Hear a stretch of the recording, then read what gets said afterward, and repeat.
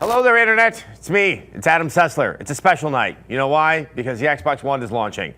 Really, that's actually why it is a special night and why we're actually going to be staying up very, very late talking about the Xbox One, not just myself, because that would be unendurable for you and probably quite traumatic for me. So we are joined by Tara Long of Rev3 Games. Hello there, Tara. You excited? I am very excited. It's the Xbox One launch, not lunch. Oh, launch. yes. Well, hopefully there's lunch, too. There's no lunch? No. I'm out. It's yes, this is Ryan O'Donnell. You probably know him, of course, on the One Up Show from Co-op, currently working with the exceptional outfit, Area 5. Thank you so much for joining us. Thank you for having me again. And over there in the social media nook, is it a nook? I think it's an island. It's social media Is it an island? All right. Yeah. We're going to push it closer to the wall as the evening goes on to make it into a nook. Nick Robinson, say hello to the internet. We're actually in separate rooms. You can't tell. No, you can't. It's the magic. The magic of television. You're fast. Wow. All right, so we are here for the Xbox One. I think many of you may own one. It is just launched out there on the East Coast. It will be launching throughout the rest of the United States of America. We have a map actually to help detail this. Oh, wow, look at that. Yeah, as you can see, unfortunately, the Xbox One is really, really big. Yeah. And while it only is Xbox. probably about as far east as Ohio, Yeah. maybe, it does give the impression that you can probably get all the way to Oklahoma, maybe. If you're in You'd be Michigan, picking you it can get a up. Connect just right now. So if you are in some of the plain states, please, we apologize. Don't go running out of your house right now. It's not just available just this moment. Keep your eyes to the sky, though. You'll see it flying overhead. Yeah. Yeah, no, it actually see that, gives yeah. presents. I think you can get Surface One tablets. Yes, exactly. If you don't get a concussion when it hits you on the head. All right, that's it. Let's unbox because there's nothing the internet likes more than things coming out of boxes. This is true. This thing is quite hefty also. It's not a light device by any means. And it comes in, of course, the Xbox Green. Yes, of course. Is that the color they like? Yeah. Did not know that. So I've actually already unboxed this. Sorry to spoil it for you guys. But I had to repackage it, so all the plastic is missing, but naturally it would come with that kind of stuff. All right, so over here we have the controller. Yes. This is the Xbox One controller.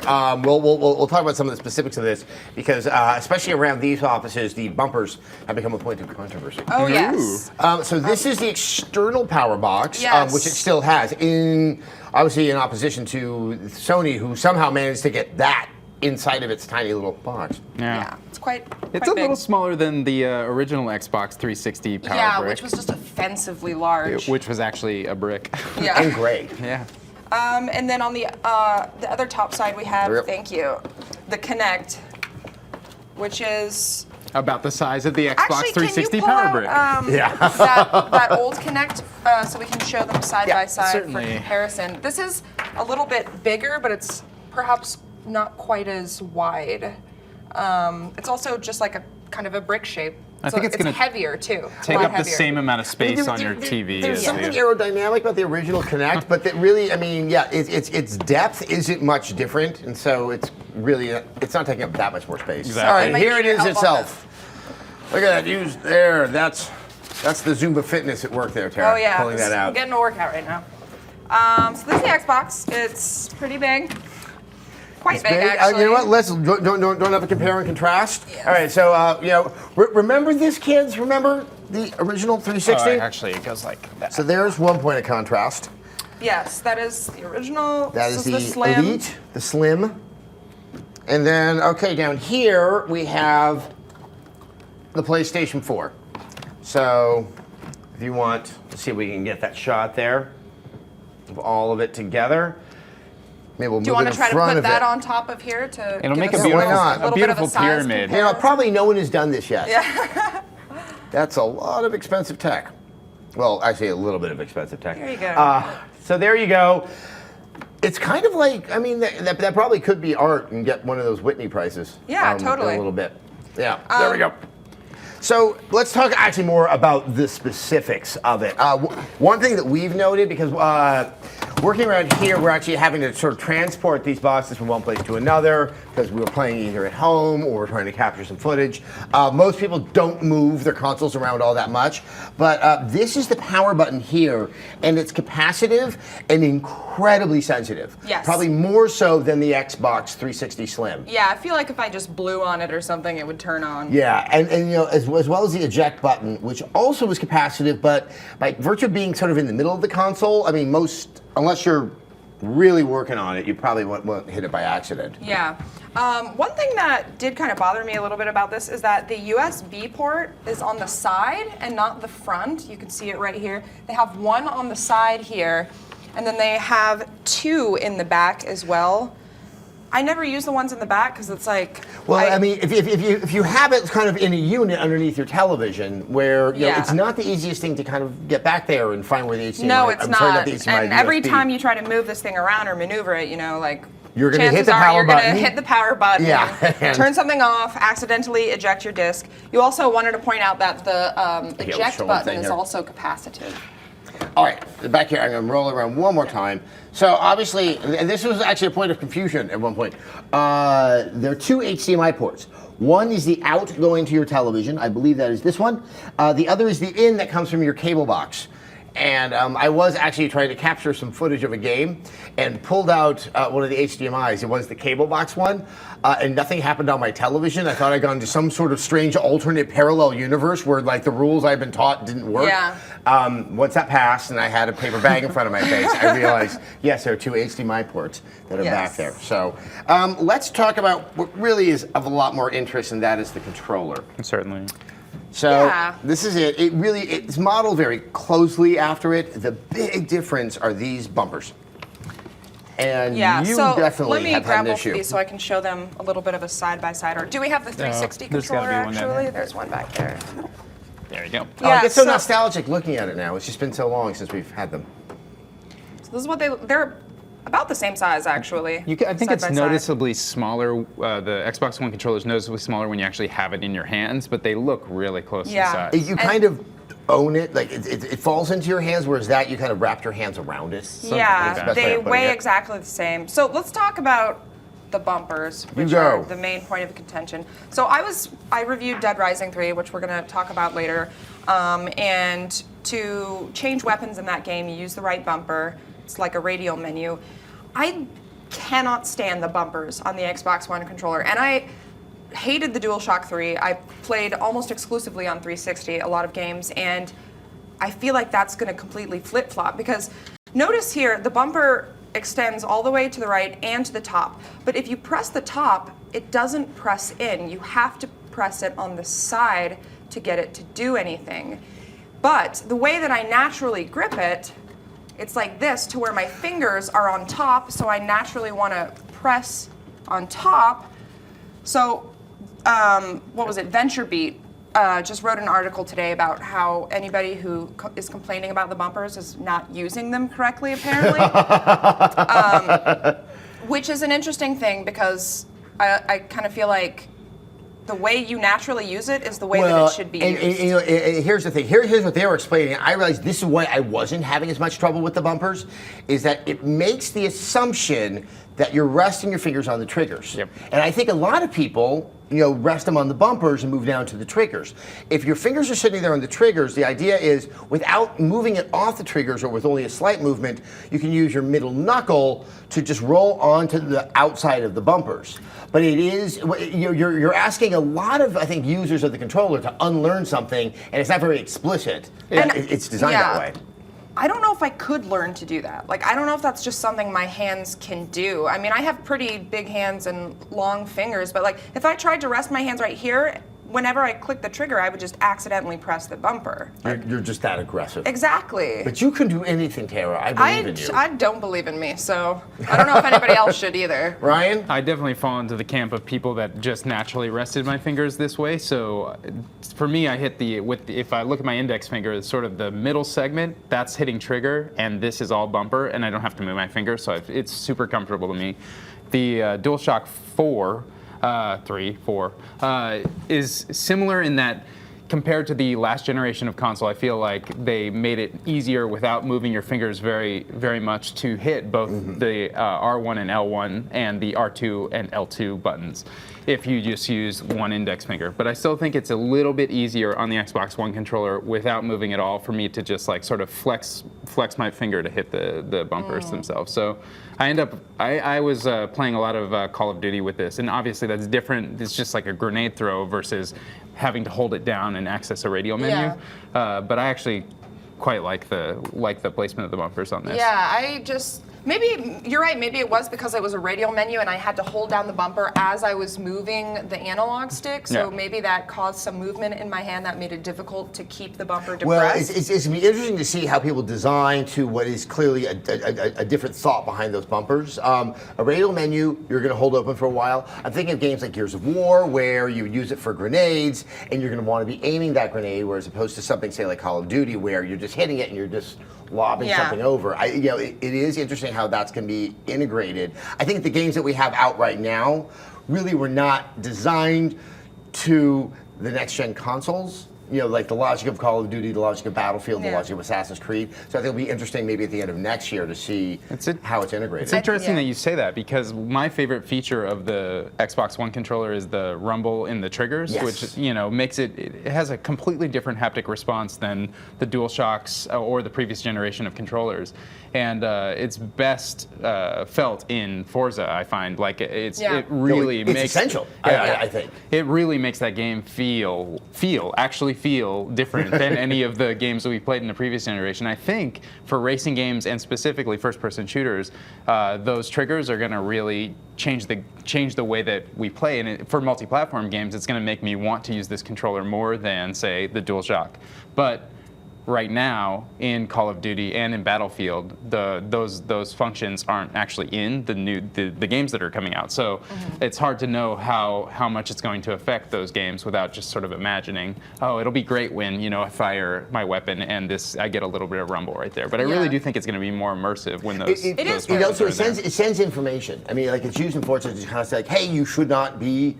Like you're losing traction there, and my brain started to read it that way. It's another way that, other than visual or sound, to kind of say, hey, bad things, think about it. Yeah, and it's a little bit more subtle than I thought it would be. I thought it would be like an extremely strong signal, Yeah, exactly. But like I had to kind of really think about it to even notice it. One other thing about the controller is it is AA batteries as opposed to the PlayStation 4's controller, which is rechargeable. I was surprised how long the batteries lasted. How long in your testing? I think I went about 2 days, or the end of the second day of doing like hour after hour playing Forza before it finally conked out. What was interesting is it didn't go dead, but I suddenly noticed I was getting no feedback. So I don't know. I mean, that was just one instance, so this isn't like a study or anything. That maybe that will give out before the controller does. Obviously, the minute I didn't have that feedback, I was playing Forza, I decided to swap out the AA's, and all was good. I do like that on this controller, when you use a micro USB cable and plug it in, it's actually transmitting the data through USB, so you can actually use it as a wired controller, whereas on the 360 controller, even if you plugged it in with the play and charge kit, it was just charging the controller rather than transmitting the data through it. So I think that's a good advancement. In fact, when I really sit down and think about this controller, to me, it's better than the Xbox 360 controller in every way. Like even the things that I like less about it than the DualShock 4, like the D-pad, I prefer the PlayStation's D-pad, but this one is such an improvement over the Xbox 360 controller. Don't damn it with faint praise right there. I mean, even if the only thing you use it for is typing in codes and typing, it's still like 1,000 times more precise than it was on the Xbox 360 controller. And I think that's a big deal. Improvement. We're going to talk about the UI in a second, but Nick, it sounds like that there's already activity on the internet. Is that possible? No way. Yes, already. And practically in real time. We've got questions coming in from the online internet. Wow, kids and all those newfangled things that you play with. Technology. All right, so the first question we have here is from Titan95Hero on Twitch, who asks us, how does the system sound while playing? Is there more sound than the PS4? So I think he means the physical hardware? Like, does it make a lot of noise? Like I the did 360? PS4 doesn't make much noise, and I didn't hear No, anything from I this. didn't hear anything from this. It was almost completely silent. I've been really impressed by the quietness of both the machines and the lack of heat coming off of Well, them as well. I Yeah. did find that the Xbox got hot in Oh, this really? area here. This is clearly where the vents? fan is blowing air out. Yeah. I do know from being at a couple of review events where I had a notepad to take notes about the various clips that I was recording. I just naturally laid it on top of it, and someone quickly was Oh, yeah. removing Ooh. that No, yellow you don't wanna pad. do that. So yeah, do not put stuff on top of it. Also, they even have a warning saying, do not move this with the disc in the tray. Yeah.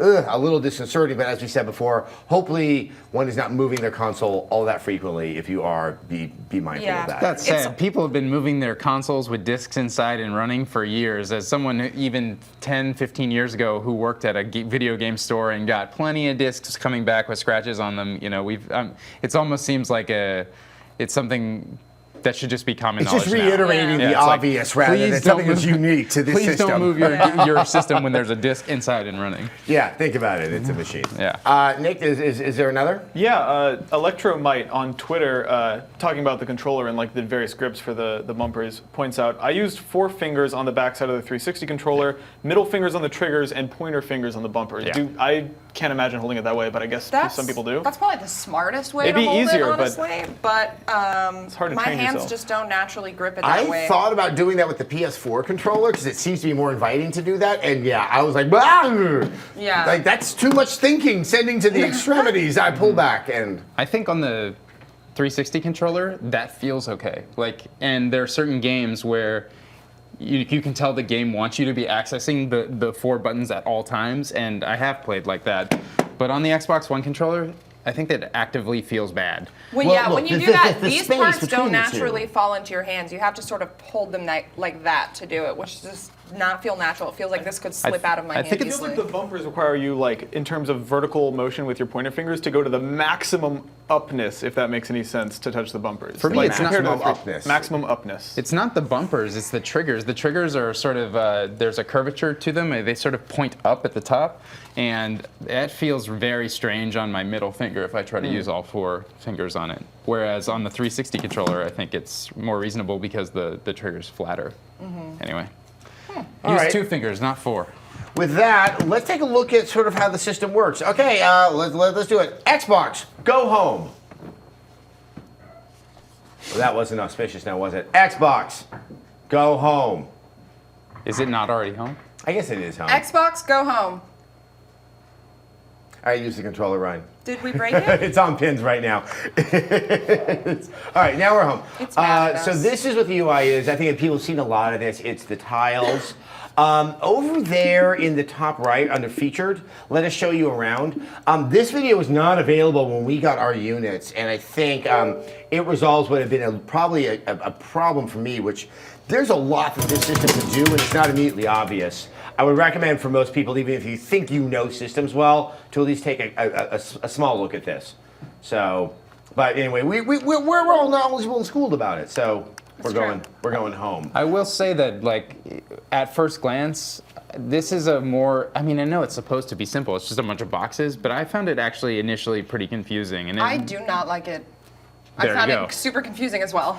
And I think it's gotten better. I've played with earlier versions of it where, you know, I would hit buttons that I thought should go back and it wouldn't move back, and it was very confusing to Yeah. me. And it's gotten better now as we're now the system is launching, but it's still not as accessible as earlier versions of the 360. I agree. hardware Everything's were. just sort UI. of randomized, it feels like, on the homepage. Like, you have My Games and Apps, which I've learned is pretty much how you access everything. Right. Which you can also then pin. If Which if you wanna can give it a then- yeah. shot. We haven't pinned YouTube yet, so I think we give that a shot. All right. I didn't like, so it took me, I had to have our producer tell me how to pin stuff, because you press the start button to do it, but I would be afraid Yeah. that pressing that would launch the app. So I was trying to press Y. It is you're undoing a lot of kind of common knowledge about how you interface with it. Yeah. As I said, that video which we were lacking in, so we definitely were fumbling around a lot more in the dark. Here is the pins. This, conceptually, I really like where Yeah. what you like, what you use frequently, and that would probably be like kind of that roster of 3 or 4 games, and maybe a Netflix app, YouTube, Twitch, Skype. You put that all there. It's kind of your quick menu. This is in contrast to kind of what the PlayStation 4 UI does, which it just looks at what you've done recently, which, as I said before, if the last 5 things you did recently was stupid, well, Yeah. that's all that you kind of have immediately available. That is, I think, one benefit of this over the PlayStation 4 Now, UI. what did get me is you can see settings is there in the pins, but that's only by choice. I put that there. And here on the home menu, if you don't mind going back there, Ryan. So on the home menu, the settings isn't immediately there because this, like the PlayStation 4, is what you've been doing recently. Yeah. And that's where it gets a little bit tricky because I'm so ready to go there just to double check what my resolution is, and now trying to find it without using your voice. And this is the thing, because I can go Xbox. Oh, you're not listening to me now. Xbox. Go to settings. There, that's easy. Yeah. But to do it with the controller, you're going through quite a few layers to actually try to find it. You have to go into the My Games and Apps folders, which is not intuitive because why, like settings, is that It isn't barely an app, I guess. App still technically. sounds frivolous to me, and the settings Yeah. of a console sounds kind of like the core functioning. of And it. another thing that annoys me is that by pressing the middle Xbox button, typically that would pull up, on the 360 a menu where you can do things like redeem a code or sign out of Xbox Live. But now it does Well, it takes you nothing. home. It Well, does no, it nothing. takes you home It if you're takes you in it, home, yeah. but once you're home, it does nothing.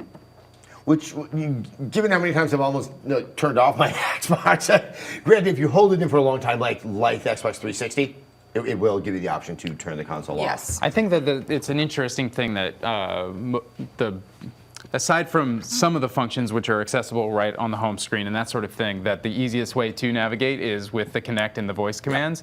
I had a Kinect from my Xbox 360 and used it as the quick way to get around. I said Xbox play next episode a bunch of times just to play videos on Netflix. But I think there's going to be a point of friction for a lot of people who weren't using a Kinect before as their sort of way of navigating around a system. And hopefully they'll get used to it quick because it really is so much faster in so many ways than, and a lot of the voice commands are sort of accessible from anywhere, whereas before it was like in 360 you really had to be in the right menu at the right time to access the commands for that page, whereas now a lot of them are universal and you can just access them You can whenever you also want. just go to Bing. Yeah. It didn't tell you to do that, Xbox. And you can okay, really it's not search listening. just about everything. Yeah. It's, I wish the Kinect was a little more consistent, because when it works, I love it. Yeah. But as we've already seen here now, there's that moment of, and it's weird. It's probably me. I start to take it a little personally, like what kind of unique defect am I having in my voice, in my presentation, in my IR feedback that is not being read by the Kinect? Yeah. I'm not certain. I would hope that there will be upgrades to make it more sensitive. I would love to think it would become more accustomed to your voice, but I think that's fanciful. I think Yeah. my favorite parts of it are things like this. Xbox, go to Dead Rising 3. Or not. Usually it works. Xbox, go to Dead Rising 3. All right, it's not gonna work. Anyway, when the thing is actually functioning, if you have it in your home setup, it's gotten used to your voice, whatever it does. Switching between apps using your voice is very friendly. It doesn't parch natural language, which is kind of annoying since we're used to Yeah. Siri and the Google Voice, Google Now sort of stuff. But it's always on, and that would be even more annoying if it was just anything you said suddenly triggered it. You need to say something as annoying as Xbox to kind of say like, hey, this is a unique moment, pay attention to me. Yeah. Right. And then beyond that, I really like how if you did something cool in a game, you just say like Xbox record that, and it'll make you a little clip Yeah. of that sort of stuff. And just so people know, that is for a 30-second clip of gameplay. Right. You have to say Xbox go to Game DVR. game DVR. That's Yeah. right. To get into that larger chunk that's already been recording. Let's give something a try. Xbox go to pins. It really isn't liking It us right really now. doesn't. It was like this a Xbox, go to my pins. Xbox. Xbox, this is live TV. Go to pins. No! Oh, we're going to watch look what you TV. did. And look, it's the PlayStation 4 that we've hooked up through the HDMI cable. We were going to surprise you guys with that a little bit later, but it seems that our Xbox would just love to just kind of undermine itself here on its big, coming out day. So I will say, in my experience playing with this thing, it's worked a lot better than we're seeing right I'm now, actually so. quite surprised. All right, where's it sending us now? There we are. I'm going to my games and apps. All right, we're gonna let's give Skype a try. This is. Oh, yes. I know people think this is gimmicky. I think there's some legitimate functionality in this. I like it. That you can Skype Xbox, call. Xbox. Call. Call. All right, let's do it by controller. Yeah, this is unfortunate. Wow. Live television, everyone. All right, we are going to call. We're going to call Zach Miner, who's all of 30 feet away in our studio. Oh, there's Zach. Hey. So that is the Skype function. Obviously, you can see us at the bottom. Go look at. I know they did this with the original connector. It works even better with this one. I love this part where you just walk and it follows you. It's following that is me. I'm cool. over here at Nick, and the camera's going. Just so everyone knows, our cameramen right now are very terrified at the prospect that something as modest as this can do that. That is nice. If you go to the bathroom, does it follow you into the bathroom? Do you have a bathroom right off your living room? Or where you play games? That's a terrifying The world is your idea. bathroom. This I think is most indicative of their attempt of why they called it the Xbox One. Oh, Xbox hang up. Party starts at 10, so all those people. Oh! Xbox call. Hey, it listened to us when we said hang up. It likes it likes being negative with us. Yeah. not Xbox positive. call. No, it doesn't want to. There we go. Hi. Yes, was there imminent danger we should have been alerted to there, Zach?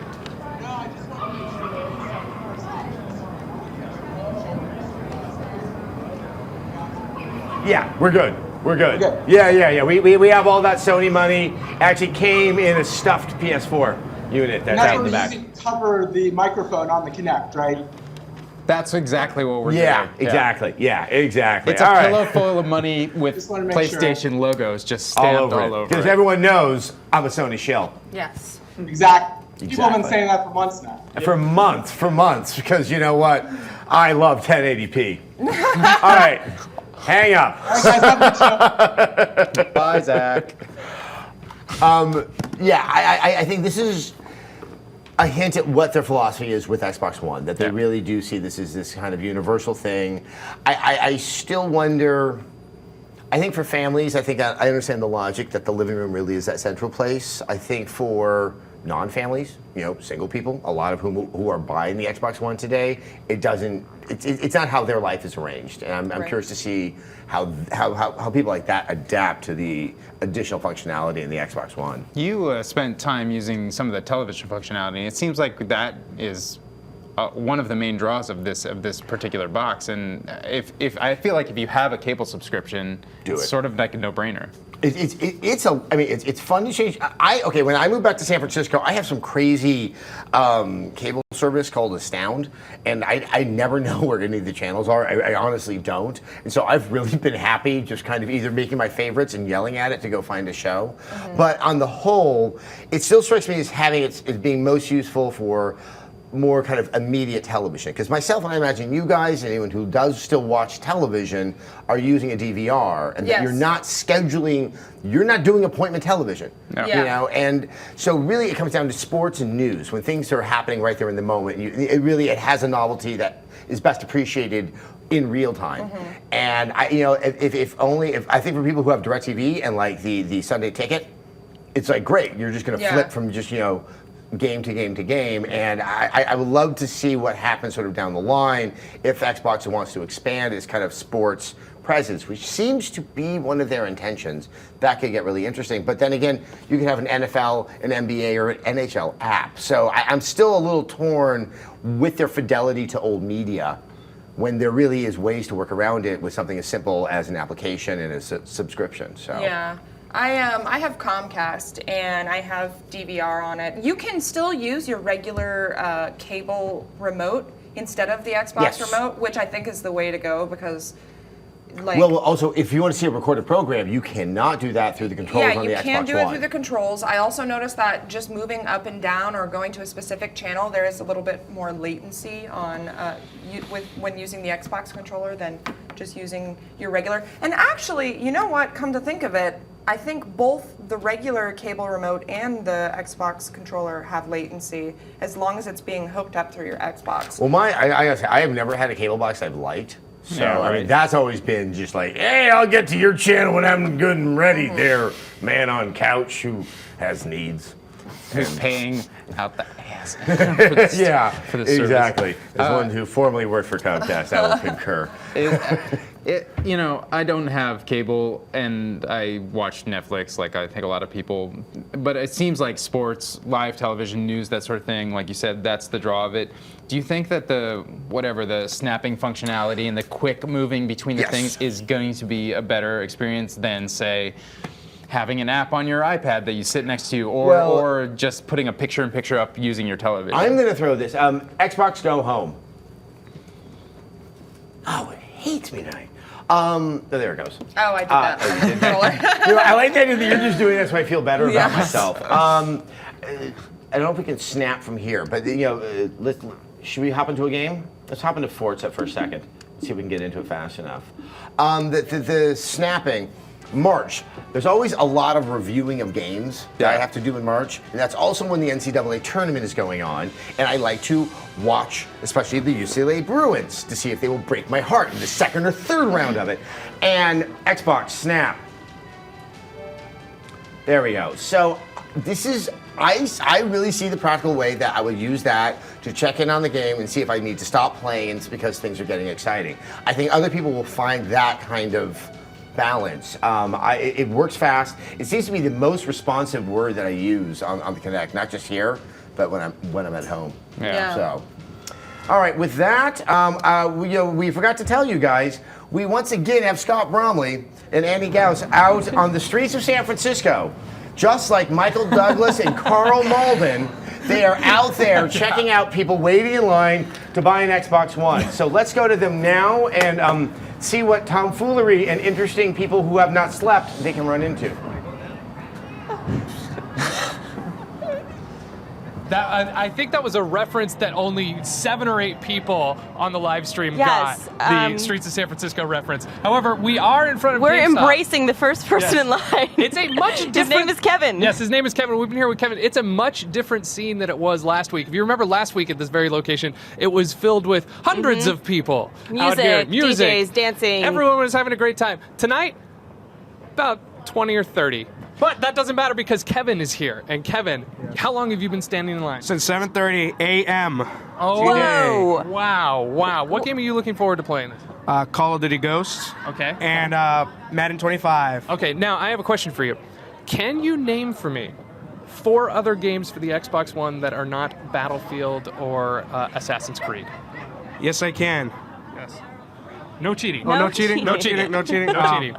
So, we got Assassin's Creed. Okay, I said you Oh, can't said- say okay. Assassin's Creed. Okay, can't say that. Okay, so we got We got Killer Instinct, yes, that's one. Zelda. That I'll give that to you because that is a game that's coming out tonight. Yes, okay, yeah, I'll give that to you. NBA.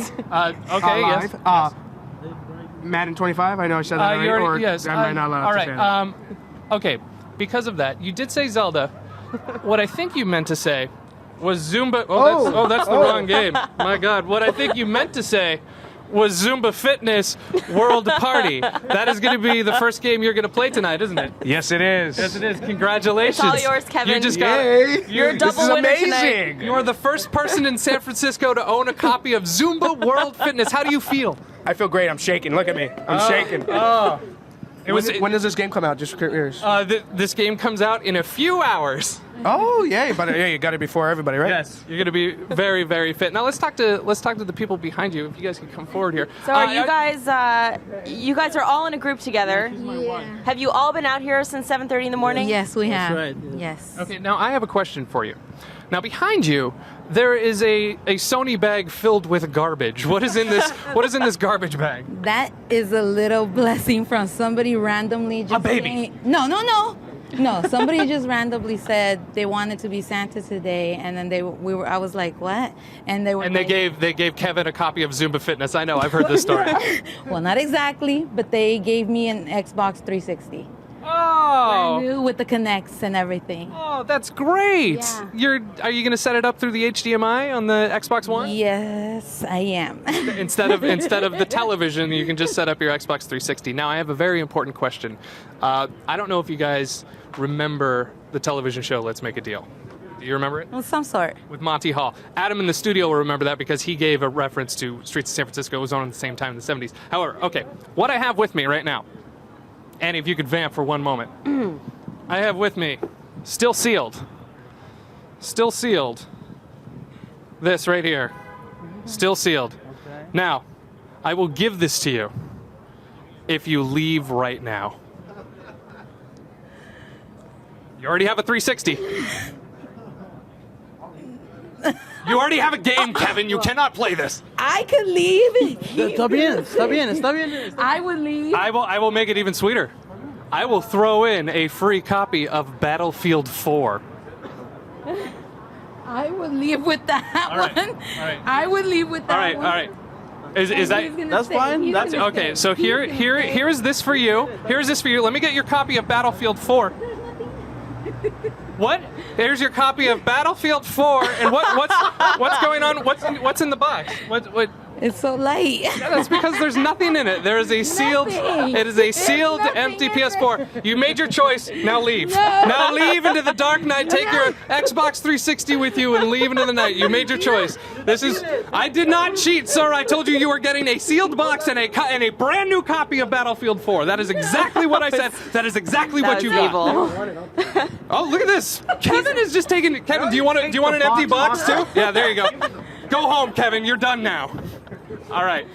Back to. Do you have anything else you want to add, Annie? No, other than that, next time we check in with you guys, we're going to be inside the mall. Maybe. We hopefully will be inside Hopefully. the mall. Mall security has been looking at us going like, yeah. two blonde kids coming in the mall at midnight. I don't trust We think them. it'll be fine, but we'll probably be inside the mall where the Microsoft store is, and that's where the party's really going off, so we will see you guys then. Or we'll just hang out here with Kevin all night and give him more stuff. Anyway, to you guys back in the studio, I'm going to say Xbox, delay for 3 seconds. Good. I would just like to point out that was my copy of Zumba Fitness that Scott stole off of my desk this morning and did not say that he was going to be giving to someone. I just learned right now it's an exercise. I'm going to track down Kevin, get that game back. Yes, because, well, I mean, when you see a fit young gentleman come tomorrow morning, you'll know it's Kevin. Thank you very much, Annie and Scott. Yeah, this should only get more interesting. We'll be seeing a lot more of them throughout the rest of the show. Wow. That was definitely good. So now is the point where we're going to games. Yes. You know, actually, believe it or not, there are games for the Xbox One. I don't know if Microsoft knew that to start, but yeah, that has been probably one of the most challenging things that they confronted after they back in April or March. Did they announce? I can't remember the month. I think it was May. But it was May, actually. It was all the way into May, right ahead of E3, that they had what I would term a slightly disastrous introduction, which they were talking so much about the media. But no, they do have games. And the first one that we want to check out is one I just finished reviewing it. I love this game. It's Forza Motorsport 5. So let's cross our fingers. Xbox, go to Forza Motorsport 5. Oh, yes, actually, before we do that, I completely forgot. we're going to check out my review because I'm so proud of it. It is a cut down version of this review. So when you see this is more like kind of a taste to go see the actual review that we have up on YouTube. So let's go ahead and roll that right now. I love this game.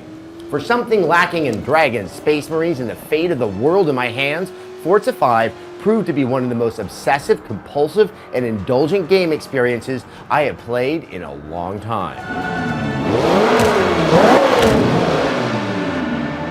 A mixture of elegant game design and astonishing control, the game creates a vortex of reward and player motivation and instruction that is insidiously constructed to keep the player in the game's thrall, as I neglected hydration and nourishment frequently to get in a few more races before attending to real life.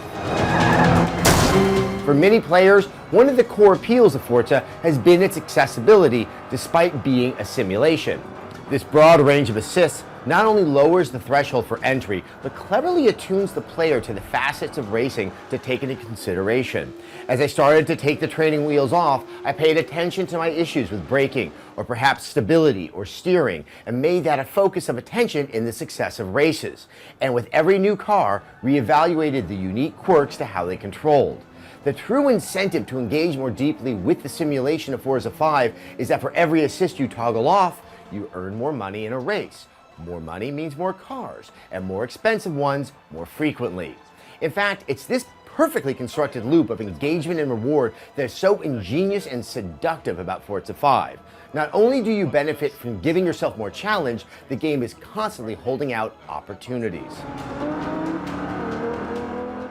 What's so interesting about Forza 5 is that because it's absent of any narrative trappings that aren't in your own head, it perfectly delineates the sociology and psychology in contemporary game design. I finish a race and I have money. I could get a new car and try it out, or I could do one more race and level up and get more cash to get an even better car. After that race, I'm about to increase my infinity level, so I race again. Now that I've leveled up, I want to race more with this car to see the benefits of a higher payout. Now I'm moving up the leaderboard, so I want to race more to increase my standing. This is escapism at its purest. I'm doing something right and it's being recognized, which we all know can be much harder to accomplish in real life. As we continue, you will traverse an epic automotive world. I never expected to say this, but Forza 5 is one of the most harrowing games I've ever played. The dangerous simulation of speed, the absolute need for heightened awareness and attention, knowing that as good as things are in the moment, everything can change, and that combines to create a strange head-clearing zen state of automotive exactitude.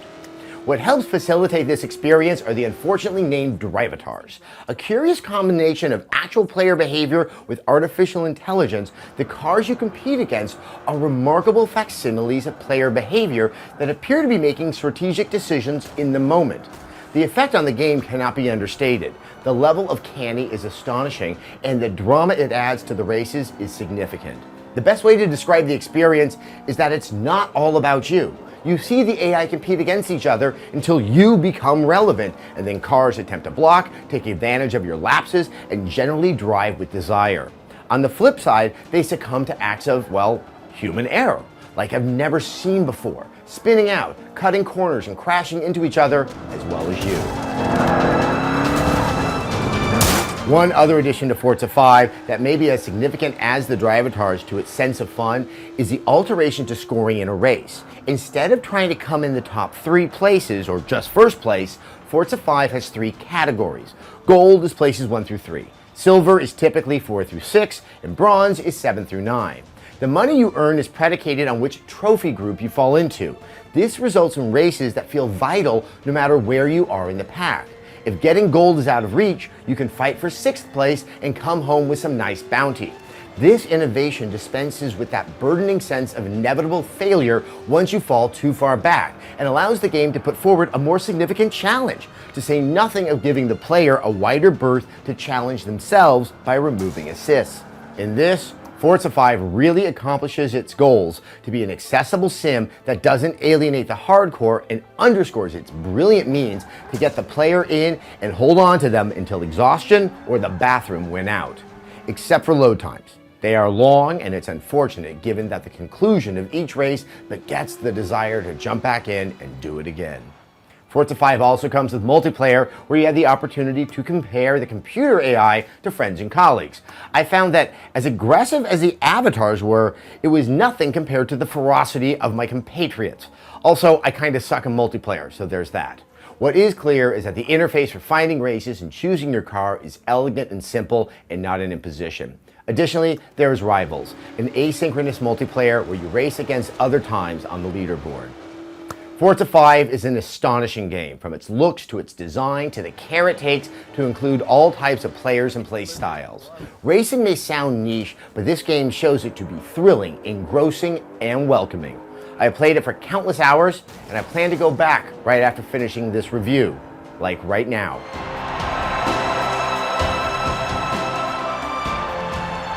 A 5 out of 5. All right, there we go. Like I said, that is actually not the entire review. You can find that at youtube.com/rev3games. Don't go there now. Stay here with us. We're having a good time. I like you guys. Like I said, the inclusion. I'm not going to be playing it right now, but Ryan is. Oh. Yeah, isn't it fun to play live? Let's just play especially some something live like Forza? video games. Yeah, let's give it a Hold shot. on. While we chat a little bit about it. Yes, that's you're sending a great message to the kids right now. Indeed. Ryan. Let's drink and drive, everyone. Yay. But you know, it's actually kind of fun watching you play, because I knew how good looking this game was, but it's something that when you're actually playing it, you can't appreciate. You can't notice it, yeah. You've got to be looking at the road, not at the pretty true. prog that's all around you. So I played this game a little bit. I'm not huge into racing sims, but I really, really loved this. It's the first racing sim where I felt like even when I was racing against AI, it still felt like I was racing against other people, because they make random mistakes, Yes. you know? Like the whole drivatar thing is incredibly interesting. And you know, it's funny, we cut that out of this cut down of the review, but it made me feel better about myself. Yeah. Because usually you have that kind of perfect line AI that, you know, it'll rubber band a little bit to give you a sense of contest and not make you feel awful. But here, you know, when I saw them making the mistakes, when I saw them competing against each other, I'm like, oh, okay, maybe I'll cut a corner too. Yeah. Maybe I'll do a little bit of this. And it definitely kept me more inside of the game and not rushing to hit that restart button when things weren't going in my favor. Yeah. And now you're playing it on like crazy hardcore mode, right? You've got manual on, you've got almost all of the assists off. Yeah, I usually play with pretty much everything except for manual with clutch set to simulation mode, but in my last few days playing Forza 5 here, it's been pretty tricky, and I've been losing a lot. So I'm using some assists, and you can see I'm failing now. Oh, yeah, but one of the advantages when you've taken off all of those assists, even if you're not coming in first or third, if you're even getting that silver, you're getting so much more money, because almost everything that you turn off on the assists, it's 5% extra dough that you're getting at the end of the race. So it is an interesting sort of balance, but it still doesn't feel fun to come in 11th. No, it just isn't a pleasing sensation. So you're holding it now, and we were both talking about what the rumble feels like in the triggers. You know what's funny? It's not rumbling at all right now. There's no vibration in the controller. You might be losing on the batteries. So yeah, I'm getting no feedback at all. Is that making it harder for you? It really is, especially because we don't currently have the sound turned up very loud. And I'm not saying turn it up in here. I'm saying, you know, we're in a studio. Of course we don't. So but you're not getting the signs of danger and, you know. Yeah, like I know how to shift, not by looking down at the little, you know, bars down there. I know because I can feel it in the controller and I can hear it in the engine. And so with the controller not vibrating and very little sound in here, I got new batteries though. That's awesome. The Ghost. Ghost batteries. See, that's how it works. Connect, bring me batteries. But yeah, it's a lot harder to play without the vibration, and it's harder to play without sound, obviously. But I'm not doing. One of the cool things about this game, with regards to the Kinect, is the fact that you can turn on. The head turning? The head tracking. Okay, it's neat in concept. It's neat in concept. Terrible in practice. Yes. So you can turn on head tracking so that if you lean to the left or look left, your driver will look to the left. I with think you. I would like that, actually. I would like it, but the problem is when you start a race, if you start it with your head turned to another way, it almost calibrates it to that position. Oh, that's no good. So if you go back to normal, you'll be looking right the whole time. Well, also, the way I play games, and it should come as a surprise to nobody that has watched me on camera, I play like I have a chihuahua in my pants. And so like, I'm just looking places. It was probably the most demonstrative thing I've seen about how spastic I seem to be when I'm playing these games. Cool idea in theory, probably needs a little bit of work. But I think that you were saying the Drivatar system, it really made you feel good about yourself. To me, I think that's a very interesting tack for Turn 10 to make because, and now I'm talking, so I'm going to be doing super terrible. I'm going to stop playing for a sec while I talk. Pass it around. Certainly. Batteries. Okay, perfect. So, generally, real race car drivers, they don't ever, they try very hard to not bump into another car. But racing video games, of course, is like part of it. From arcade racers to simulation racers. I mean, even Gran Turismo, making the turns oftentimes is about like hitting the wall, bumping into it, and that helps you make the turn.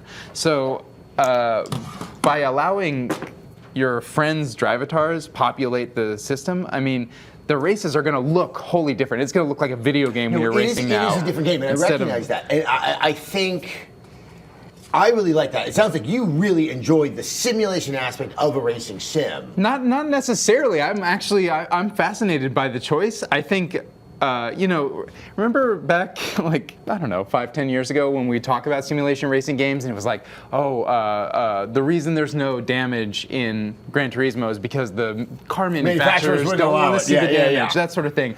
I feel like this is going one step past that, and it's like, these cars are just going to crash all over the place. Even when you're in your single-player races, you're going to be crashing all over the place. That's what, and it caused me a lot of kind of. Like it almost seemed discordant because it looked so good, it's so realistic, and I knew intuitively I'm not driving the way that I would feel the simulation would want me to drive. Right. And then I just relaxed. I'm like, hold on, but I'm having fun. Exactly. And like really, it seems to be embracing its game half rather than simulation half, but it's looking the way that it does. I think that's what Turn 10 has done so well with the Forza series, throughout its lifespan, which is it always had all the assists that you could turn off and off from the driving line to just the braking line, turn it on to fully automatic, bouncing off the walls, plus adding the rewind ability so that you didn't have to restart if you were in last place. And now this is just going one step further where it's like, you know what, we just want you to have a good time when you're playing the game. I think we should show your car here. Let's see. Oh, yeah. It's with the select button. Select button. Detailed that, baby. Let's see if we can get out of here. I guess somebody. Select? No, here, I'm just gonna quit the race. All right. Let's see. While we head to the next one, Nick, it sounds like there's some people with inquiries out there on the internet. It's strange. It's just been a strange night with all that behavior. Yes, believe it or not, there are questions. Let's start with this one from Travis Monster, who asks, how broad are the decal and paint job options? Are there enough to keep you busy? We're about to show you guys. Check out my sweet car. Hold on, There's some ugly ones. This is, I guess, something skin that somebody made.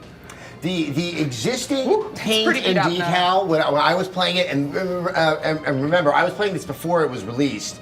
So it was really only populated by a little bit. There are a ton of options, but people obviously will make their own customs. That can find its way into that marketplace. I would say they are extensive at the outset and will only grow from there. Yeah, they will grow a lot. So I am actually curious. I feel like in Forza 3 and 4 specifically, to say the actual racing game was an afterthought, that's a bit of an overstatement. But it really seemed like the team was trying hard to make the game accessible to anyone who likes cars. Like, even if you're not the type of person that wants to play a racing video game, if you like cars, get this game because you can, design your own. You can lose your time in the design rather than the game. You can basically sell. You could sell cars and do. There was so much metagame around the main game. Is all that stuff here in Forza 5? This is pulled back, at least as far as I can tell. I did not see the sale of cars was not something that I was experiencing or as I seeing it as an option. Also, when you start the game, you're locked in to a set of races. It seems, and I was not as familiar with Forza 4 and Forza 3, but having learned more in the past few days, it sounds like they realized they needed to get that focus back onto the game. I think also as a launch game, That's what I you're think going to it do was. a hell of a lot better showing the racing Yeah. at that frame rate and how good it looks than by playing around with the more social aspects of the game. But they're definitely, when it comes to the paint jobs and the design, some of which, as Tara has aptly demonstrated, leaves me quizzical and head scratching. Let's see if we That can. is an awesome design. Don't deny it. My It's a previous car was wolf. much uglier. Here, hold on. Let's go. Can I if get one go with back Liam here. Neeson's face on the Look hood? at that. It's so powerful. And mysterious? Yes. Like a nighttime predator? Any adjective is good to describe it. All of them. Like you should be hauling another person behind you? I got, about a year and a half, 2 years ago, I got pretty addicted to Top Gear. It's a great show. The BBC and show. which is deeply embedded inside of this So game. the first time that I started playing and James May started describing the race event that I was going into, that gave me a little bit of a thrill, I won't Yeah. lie. No, I really I'm not like even a that Top stuff. Gear fan, and I love the whole Top Gear skin that they have on the game. Well, also, as a television show, that is one of those perfectly made shows, which probably is why it's the most popular television program in the world. Yes. Really? Yeah, it is. It is. It is the Benny Hill of television shows. So I've heard and I also date myself again. Also that there aren't quite as many courses in this game as some of the earlier 14. Forzas. Yes, and there are not as many race types, sort of challenges that are out there. It was something that at first I thought, like, God, I'm probably going to get tired of this. Right. But when you think about the permutations, be it the various leagues you can be in, the various cars you can have, and those courses, I actually started to like that there are only 14 courses because I got to really learn them. Yeah. And then it was really neat to go back to that with a new car and really understand how that car was handling differently because, you know, especially this Australia course, which is so much fun. There's this part with all these S-curves. And that's when I was like understanding the handling of the various cars I would get. So. I think that will turn off some players of the game. I don't even want to Lower say numbers of anything turn off a certain group of players. That's what I'm I'm saying. buying things, I want more. This, I was happy to have something a little more elegant and a little bit more focused. Yeah, I like it too. I've always been the type of racer that's not so interested in the multiplayer component. It's really just me against the track. It's me against my own knowledge of the course. That's why I like games like I'm a big Wipeout fan, and so those games have always had very few tracks, but it was about mastering the tracks, and that's what that's why that doesn't bother me that much. Also, the Top Gear track that they have in here is pretty cool. It's, it's a fascinating experience. Yeah, it's so weird. It's a love it or hate it. That one's for certain. Nick, do we have another question out there? We do.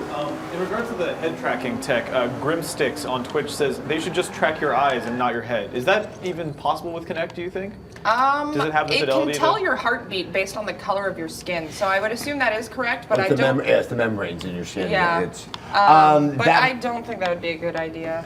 I don't think it to be as specific as your eyeballs. That would be really creepy. But you know, the way my eyes dart around because I'm constantly in a state of like, you know, Semitic panic, that I think that would probably be a bad idea as well. All right. We've also got one from ATS JD7 who wants to know, is there any sort of free roam mode like Forza Horizon had?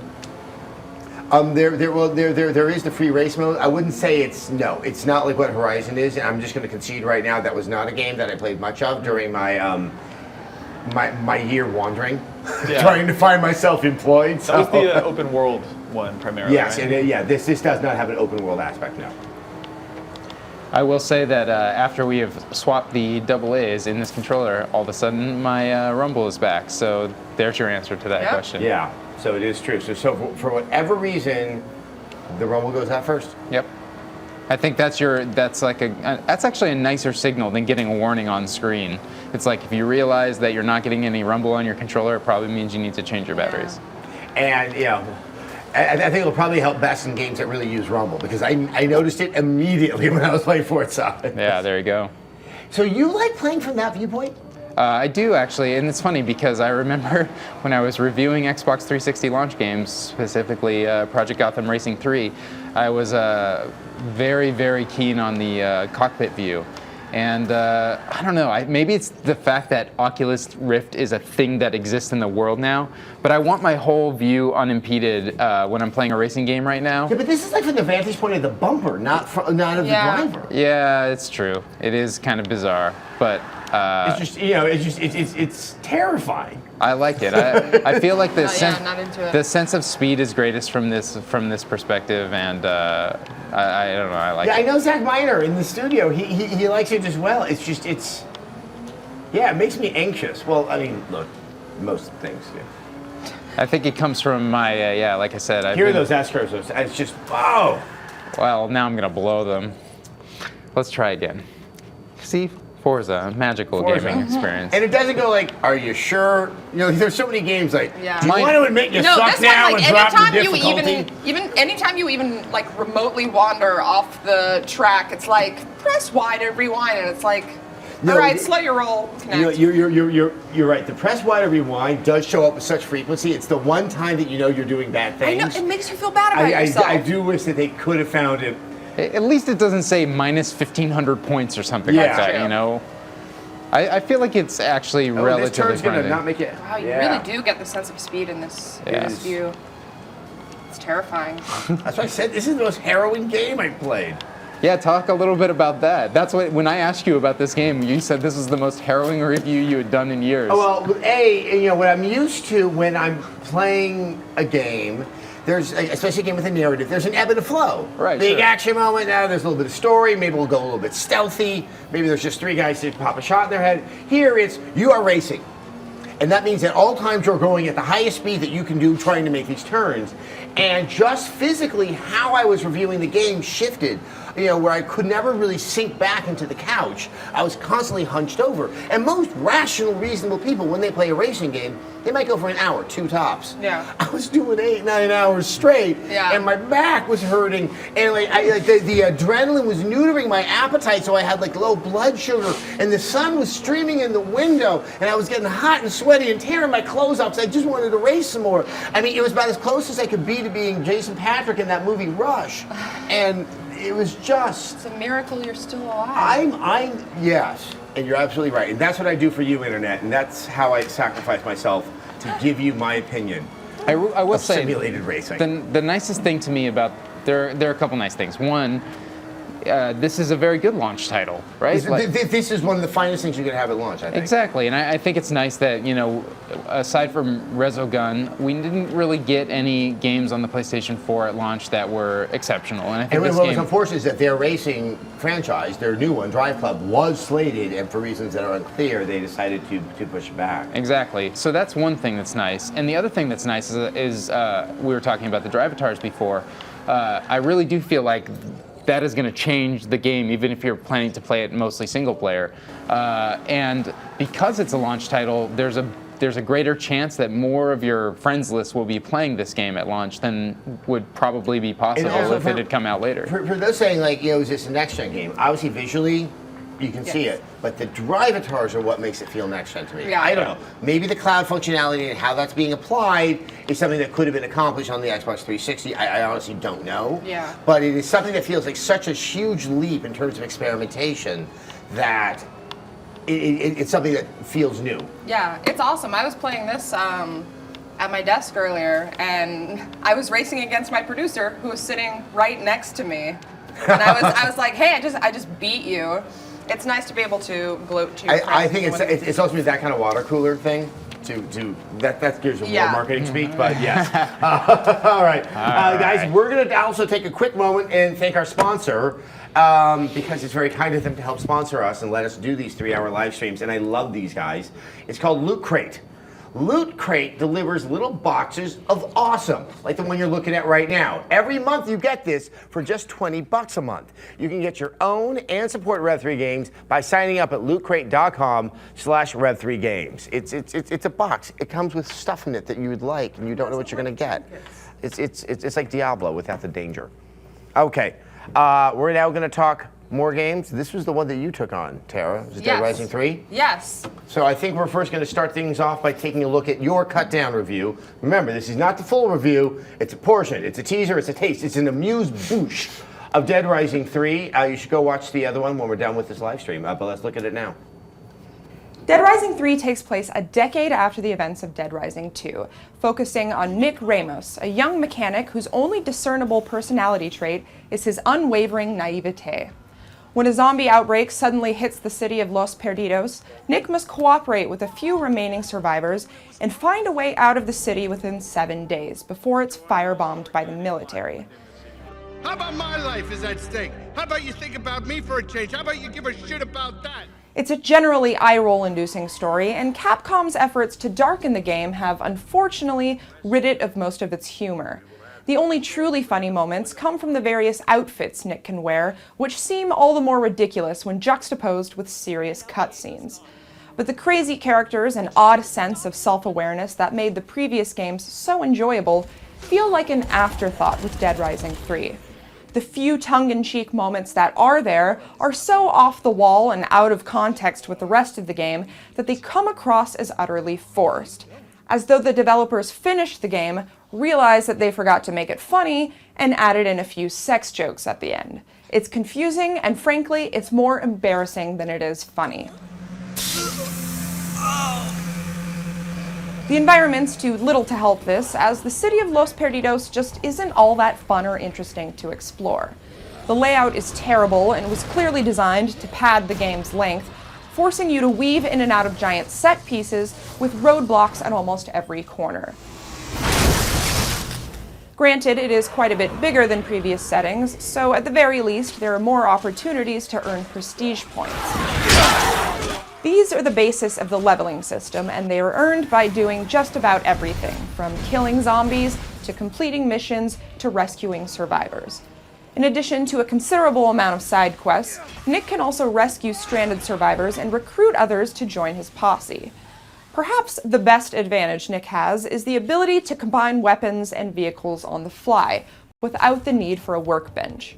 Blueprints can be found throughout the city, typically accompanied by the parts necessary to create them.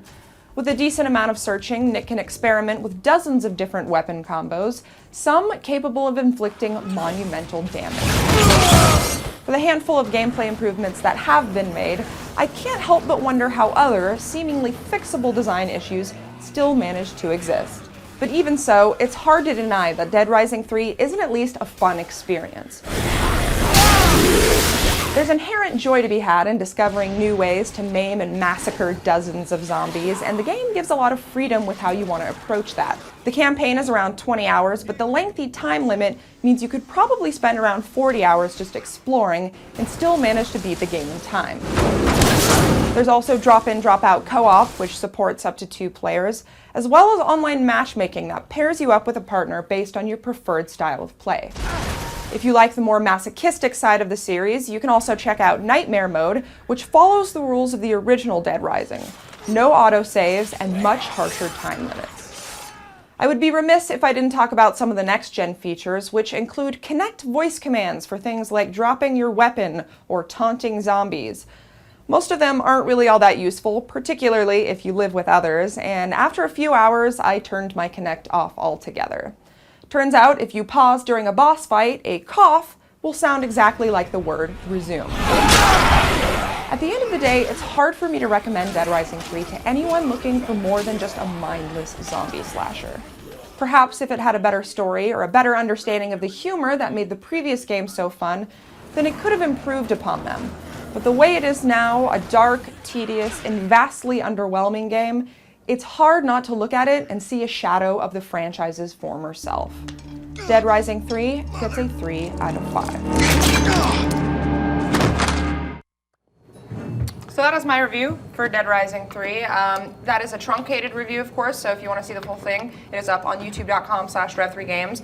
Right now, we're going to have Adam hop into a game, and without weapons? I'm sorry, I did chapter select after I beat the game, and apparently when you do that, it starts you off with no weapons. Use your Mega Buster. Use your Hadouken. So, yeah, I know. Wouldn't that be nice if I actually had the... Because it was Dead Rising 1 that had the Mega Man weapon, right? Yeah. Those guys are also hard, so you might want to stay away from we'll firemen. I'm sure the fire extinguishers, they're probably immune to. So when, I played Dead Rising 1 and it seemed like it came out pretty early in the Xbox 360 launch timeline, and it was a relatively fun game, and it was one of the first games that really had a bunch of enemies on screen at once for you to have to deal with. But it also came with a bunch of weird mechanics, specifically the way the timeline worked, that you had to be conscious of what was going to happen at any given time. And honestly, I missed Dead Rising 2, so I don't know what they did with that game. But does this game feel considerably different than the original? So there is still a time limit, but it's nowhere near as harsh as the first game, or even the second game, really. So here you have 7 days to basically get out of the city before the military firebombs it. I finished the campaign, which is around 20 hours, in probably about 3 days. So if you wanted to, you could go really slow throughout this. You could try to, do a completionist run, and you could still complete the game with plenty of time left. And it's not like the specific missions are timed, really. It's just the overall mission. So I think, I wasn't too keen on this game. I think there have been a lot of improvements. I think that's one of the main ones. But the main problem that I had with this one is that it's not as fun and it's not as funny as the previous games. It's still fun. Obviously, next gen has allowed for practically millions of zombies to be on a screen at any one time. So, it's most fun when you're standing in the middle of a big group of zombies. You have a really powerful weapon. Being able to craft weapons on the go is another huge plus of this over the previous games. But I felt like the humor was a little bit off, and it was hard for me to sort of put my finger on it. There are funny moments in this game, but a lot of them are just things like this, where you find a funny outfit and you're just running around killing dudes. It's not like before, like in Dead Rising 2, there were small touches to the atmosphere and the environments that were sort of like a statement on, the state of America as it is now. And this is just like, it doesn't have that, It feels lazy in that regard. I only played through I think it's called Chapter 0, but the first section of this game, and I agree. I feel like it doesn't really know what it is. Even down to color palette. If you look at this Dead Rising 2 footage, I mean, it's very candy colored. It's super bright, super vibrant, super saturated. Yeah. And if we were to switch back to the Dead Rising 3 footage, I mean, immediately you see something that's a bit more like what we're used to from Gears of War and a bunch of the shooter games that have come out in more recent times. That said, I felt like the controls are more forgiving. I like. Do you know where Weapon Locker is? Let's see. Go ahead. I like that the controls are more forgiving. I think they're more fun, for lack of a better term, at this moment. The shooting allows you to shoot. Exactly. I think. And I think that one of the best things about it is the sort of expanse of the world that you're going through. It's fun to run over zombies in a car and that sort of thing. And there really are. There are just like pools and pools and pools of zombies all over. And I think that sense of scale, even in a game like Left 4 Dead, you don't get to see quite as many zombies on screen at once. And I think that is a success. But it wasn't actually fun to fight zombies in this game. It feels more fun to me to run away from them and try to avoid them by jumping over, tipped over cars and obstacles, rather than to engage them with the weapons. And that seems like a strange thing to me, because in a game, again, like Left 4 Dead, it's actually fun to shoot the zombies. They dismember in really interesting ways. And I feel like they do that here, but it's still the moment-to-moment combat isn't as also, fun. there's so many zombies, you don't really get to appreciate that because you're just kind of hacking through 5, 6 at a time. Right. I actually am a little warmer to this game. I played, I think, less than both of you. Yeah. But I could tell that because of the time limits, I was like, I could see myself, and this is kind of with an eye towards a launch game, I'm going to try to do a completist run. I kind of have the time. I see this over my vacation time is what I'm going to dip into and be like, okay, I'm going to see if I can get every blueprint, at least in this particular region. But no, I do see the limitations with it. Are you going to use Sorry, I cannot play when it's not inverted, so I'm having a lot of trouble with this right now. I'm just trying to just switch it. Give me 10 minutes and I'll kill this guy with this bear. Hold on. Well, do you have the location on the maps? I'm happy to take over for you. No, it's right here. I'm about to combine some weapons for you. And this is great. How fast you can do it. I will say, I mean, it may sound like I'm cold on the game, and it might just be that, Dead Rising has never been exactly my cup of tea. But as a guy, like, who hasn't played one since Dead Rising 1, I think the improvements here are really easy to see. The actual gameplay improvements are so simple to see. It's fun times. And I have a lot of friends who I know would be into this game that, you know, hadn't been thinking about getting an Xbox at launch. And I was like, if you do, Dead Rising's the game for you. I really think, you know, for a while it seemed like the next-gen consoles, the games genres that we were going to have covered were open-world games and first-person shooters like your Battlefield and Call of Duty type of things.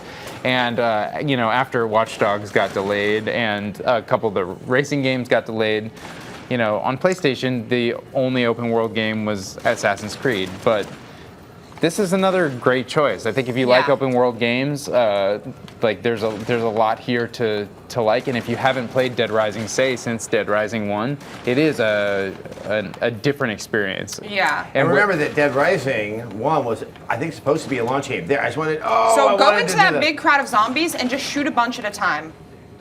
Like go right into the middle of it and then just shoot and come on, Mega Man. Like just twirl around like you're a pretty princess. That's fun. This is fun. These are the moments of the game that you will enjoy. If you're looking for poignant satire, you're not going to find it here. Yeah. Hey, Nick, it sounds like we have some questions. We do. Let's see here. Epidemic702 on Twitch wants to know, how was the replayability? Is there much to do after the story is complete? Well, there's nightmare mode. There's nightmare mode, and actually, you don't have to finish the campaign to unlock that. It's unlocked from the very beginning. That's so a if you want to do time-limited that, one? it's got the same time limits as the original Dead Rising. So it's very harsh. You have 72 hours basically to get everything that you need to get done. Is it sort of like the original Dead Rising also, where, you know, because different events are scheduled to happen at different times, there's no way to see everything, so replayability is increased because of that, or? It's hard to say. There are points where, for instance, there are like survivors scattered around the city. Right. If you walk by a survivor, it's like clear out the zombies around Jaden. If you don't do it at that moment, Jaden will die. Right. But there will be other opportunities to rescue survivors, and I'm not sure if that's an infinite thing or if there is a finite amount of survivors you can rescue. But a lot of the side missions and stuff are sort of generated on the fly like that, I think, depending on your location. And is there a way to get into a scenario where it's not possible to finish the game because you've mistakenly done something incorrectly? I think that was a possibility in the original Dead Rising. Yes, there was. Right? Well, just the way to get to the special ending with the tank. In the original Dead Rising, obviously I did that by looking at a walkthrough, and I'm like, what crazy person figured out that odd series of events? Right. Yeah, I don't want to mention anything about the end of the game because I don't want to spoil it for anything. But as far as I know, there are a couple endings to the game. You know, if you lose, something predictable happens. And if you win, something else predictable happens. All right, speaking of predictable, well, actually, no, yes, speaking of predictable, let's hop on over to the great map that we have to see where the Xbox is, where Papa Xbox is traveling across the United States of America. I think we'll have it up there in a second. Oh, Merry Microsoft. I mean, what kind? Yeah, look, it's almost to Texas. It's almost to Texas. Well, it's in the Panhandle. So Amarillo might be really enjoying themselves right now. No, it's not in Amarillo, is it yet? I thought it was where that green line No, is. it's where the green is. But see, the massive Xbox, it really is leading into the future. The disk it is drive, a future-proof console, and by its very size, it's probably 2 or 3 minutes ahead of where you are when you're in a room with it. So that's why we have that map there. We're also, speaking of predictability, we're going to go to Ryse. This is the other game for the Xbox One. Ryse? Ryse. Ryse, son of Rome. It's French. We decided this earlier because we are Asterix fans. Let's roll, once again, an abbreviated review. The full one can be found at youtube.com/Rev3Games. Ryse, Son of Rome is an old-school hack and slash in some very bedazzled togas. Visually, it's an understandable choice for the launch of the Xbox One, but gameplay-wise, it's a little strange and seems to hail from an era that predates the console generation we are leaving behind. In fact, what's even stranger, in its limited scope and repetitive gameplay, it invokes the similarly quizzical PS4 launch title Knack, except drenched in a lot more blood and extremities.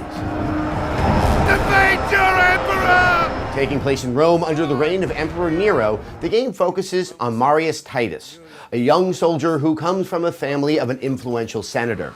Beginning at the story's conclusion, Rome is under siege from barbarians, and Marius is handily dispatching members of the uncivilized mob as he races to the imperial palace to protect the emperor and, upon doing so, relates the tale of his parents being slain by the barbarians, his travels to Britannia to seek revenge and pacify the rest of tribes, and the complications that ensue and brought the hordes of Europe past the gates of Rome. And if you can't figure out everything in the first 15 minutes, then call me. I need to study you. If it's blood you want, I promise I will give you as much as you can handle.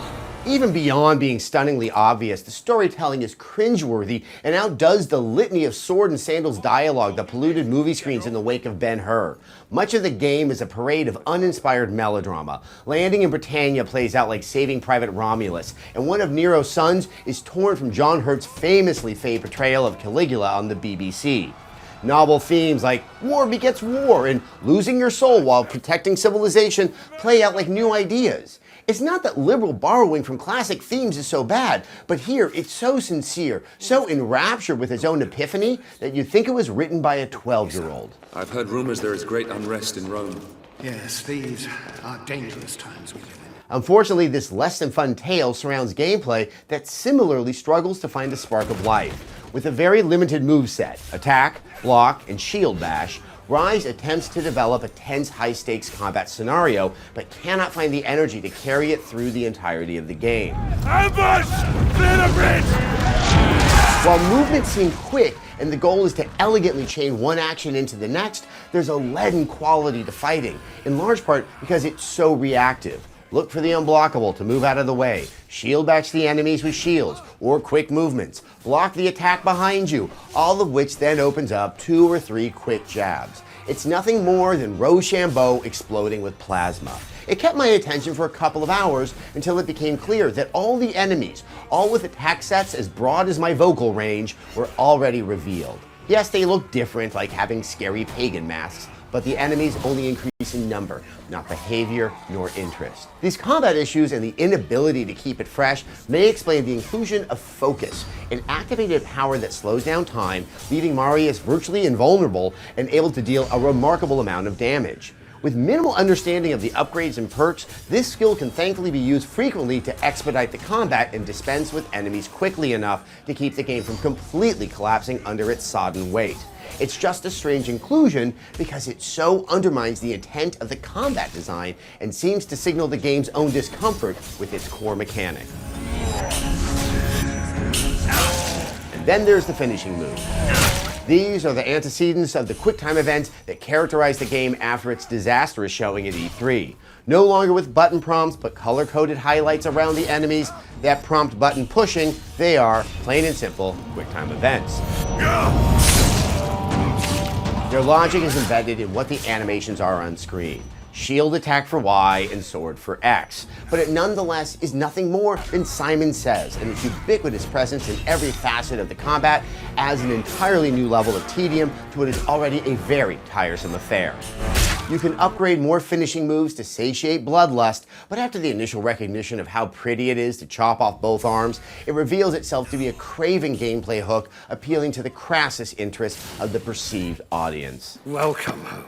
The combat is broken up a bit with sequences where you man classical turrets and auto-aim rampaging barbarians, as well as moving in formation with your legion. But as with everything else in the game, there's nothing to distinguish one moment from the next. It's cut and paste over and over. No! Ryse is a pretty game that I looked forward to playing for the hack and slash combat, and then became quickly alienated by its very allure.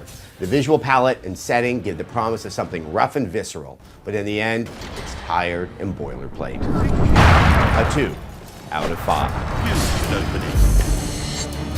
All right, so Ryse, not my favorite game of the year. Nope. So we're going to hop into it. Tara's going to. This is the sequence that I referred to as Saving Private Romulus, where we got past the cutscene. You just landed in Britannia, and there's barbarians to kill. Yeah, I have actually not played this part yet, so I don't know. It plays what's like coming. the part you played, except it's got more blue and gray in it.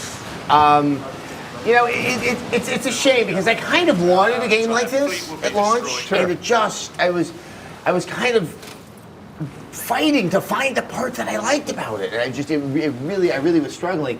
It's gorgeous, and here's what I'm finally going to acknowledge, because everyone knows that I had the temerity at one point to point out that resolution may not be the most important thing in a video game for the next generation, and some of that came from my seeing this game at a preview event and not realizing that this is not 1080p. This is this newfangled thing called 900p, which has suddenly been launched on us. But I think both Battlefield 4 and the PlayStation 4 and this game are at this brand new resolution. I had no way of knowing. I could tell it was not running at 60 frames a second because there is a smoothness that comes with something like that. But it is a very pretty game that just doesn't know what to do with itself.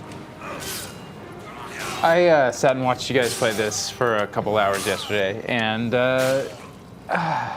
this seems to me like the sort of epitome of a launch title. I mean, even if we go back as far as the PlayStation 2, which, well, this didn't end up being a launch title, but there was the game by Square called The Bouncer, which was which was a very pretty brawler, which had relatively poor mechanics, and it ended up actually not making launch, if I remember correctly. No, it did not. It came out about 3 months later.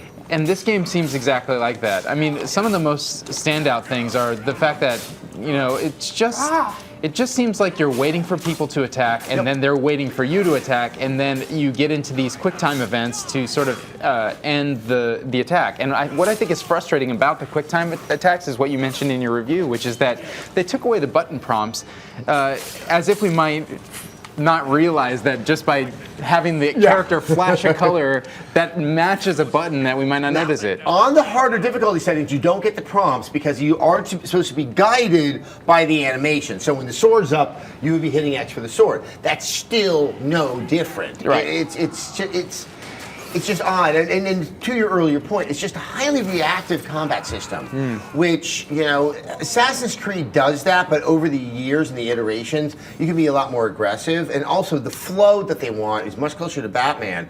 Batman it allows first for very aggressive play, and then you start to syncopate that rhythm with the various other moves as you're dealing with the attacks that are coming in, and that's why it really can be this very luscious experience. Here, everything just felt so kind of just leaden that it never had that moment of kind of vibrant thrill that I really like to have in games like this. Well, there's another thing where we're sort of hitting, I mean, we talk about the uncanny of Valley a lot in games.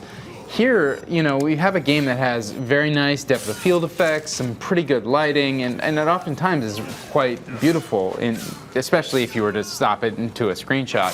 But so often in this game, you're fighting 4 or 5 enemies, and 2 of them are the exact same character model. Yeah. You know, how many times do you have to kill Captain Lou Albano before he goes down? You know what I mean? Are these guys twins or something? Well, I think I said that 10 times. To this point, we might even see it as we come through this small tunnel here.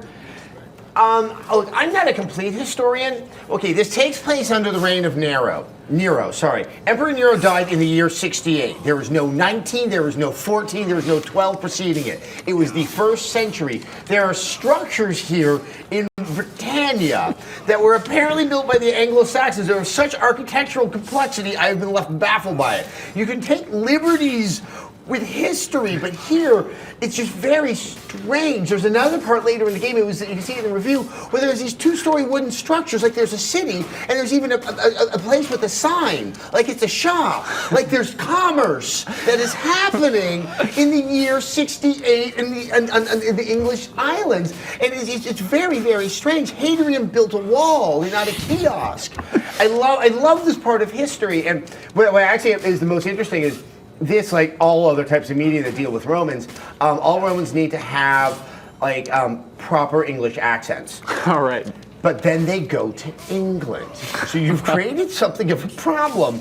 And most of the barbarians speak in kind of more working class English accents. So there's a slightly odd, troubling socioeconomic subtext that's almost working here. It actually, I didn't mention this in the review either, but it reminded me of, it's 1962-63, a movie called Zulu about the English wars in South Africa in the 19th century, and I'm not saying that comparison is necessarily a good thing.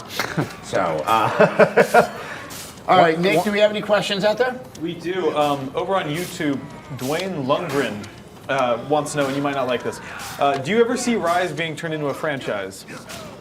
It depends how it sells. That's interesting because launch games, bad launch games can sell because people want games at launch. Yep. And, this could sell, but I don't know if necessarily great sales would, in particular, if they gave Ryse over maybe to a different team and it wasn't Crytek, there might be something there. Red Steel got a sequel, so Red Steel did get a too. sequel. The thing is, it's just the setting and the treatment of it just doesn't offer much in the way of diversity of gameplay.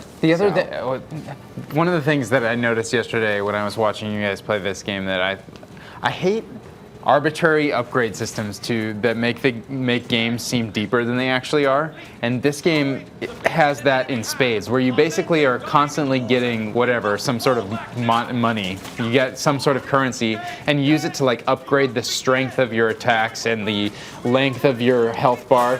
And none of those things, when you get them, are the type of things that you're like, yes, now the combat has totally been altered. Yes, it re-engages you with the game. That's exactly. What's so important about upgrading. Exactly, and there's nothing like that from what I've seen in this. Everything is just numbers upon numbers hidden behind numbers. There's no goal setting. Exactly. And even here, you see it occasionally up by the health bar, it'll say things like health regain plus 210, or there's numbers everywhere, but none of the numbers mean anything. The HUD is just covered with useless information. It constantly is telling you, rescue and defend their survivors. Why doesn't that just slide away? And I never, in all the instances of that, it never went all the way down. I don't even know if it's possible, at least on the regular difficulty setting, to actually fail in that manner. All right, I think we have Ryse has fallen. I think we've seen everything. Ryse has fallen. So we're going to bring up our good friend Patrick Norton in a second, but first we want to roll a video for you. It's something new that we've been showing on TestTube. It's our sister channel here at Discovery Digital Networks. It's a show called Brutally Honest Abe. This comes from some file footage we found of an old television show about Abraham Lincoln, except everyone is actual actors except for Abraham Lincoln himself, who is CG. And this is Brutally Honest Abe talking about the Xbox One. The Xbox One was made by jerks.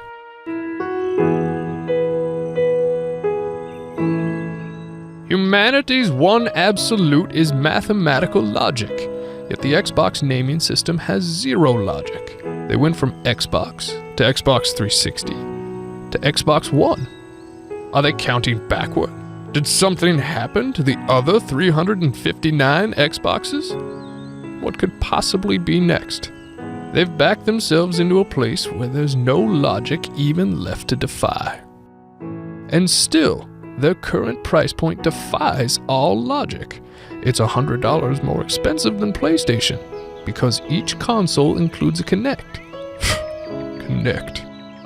The American people don't want to pay extra for a device that listens in on all their conversations.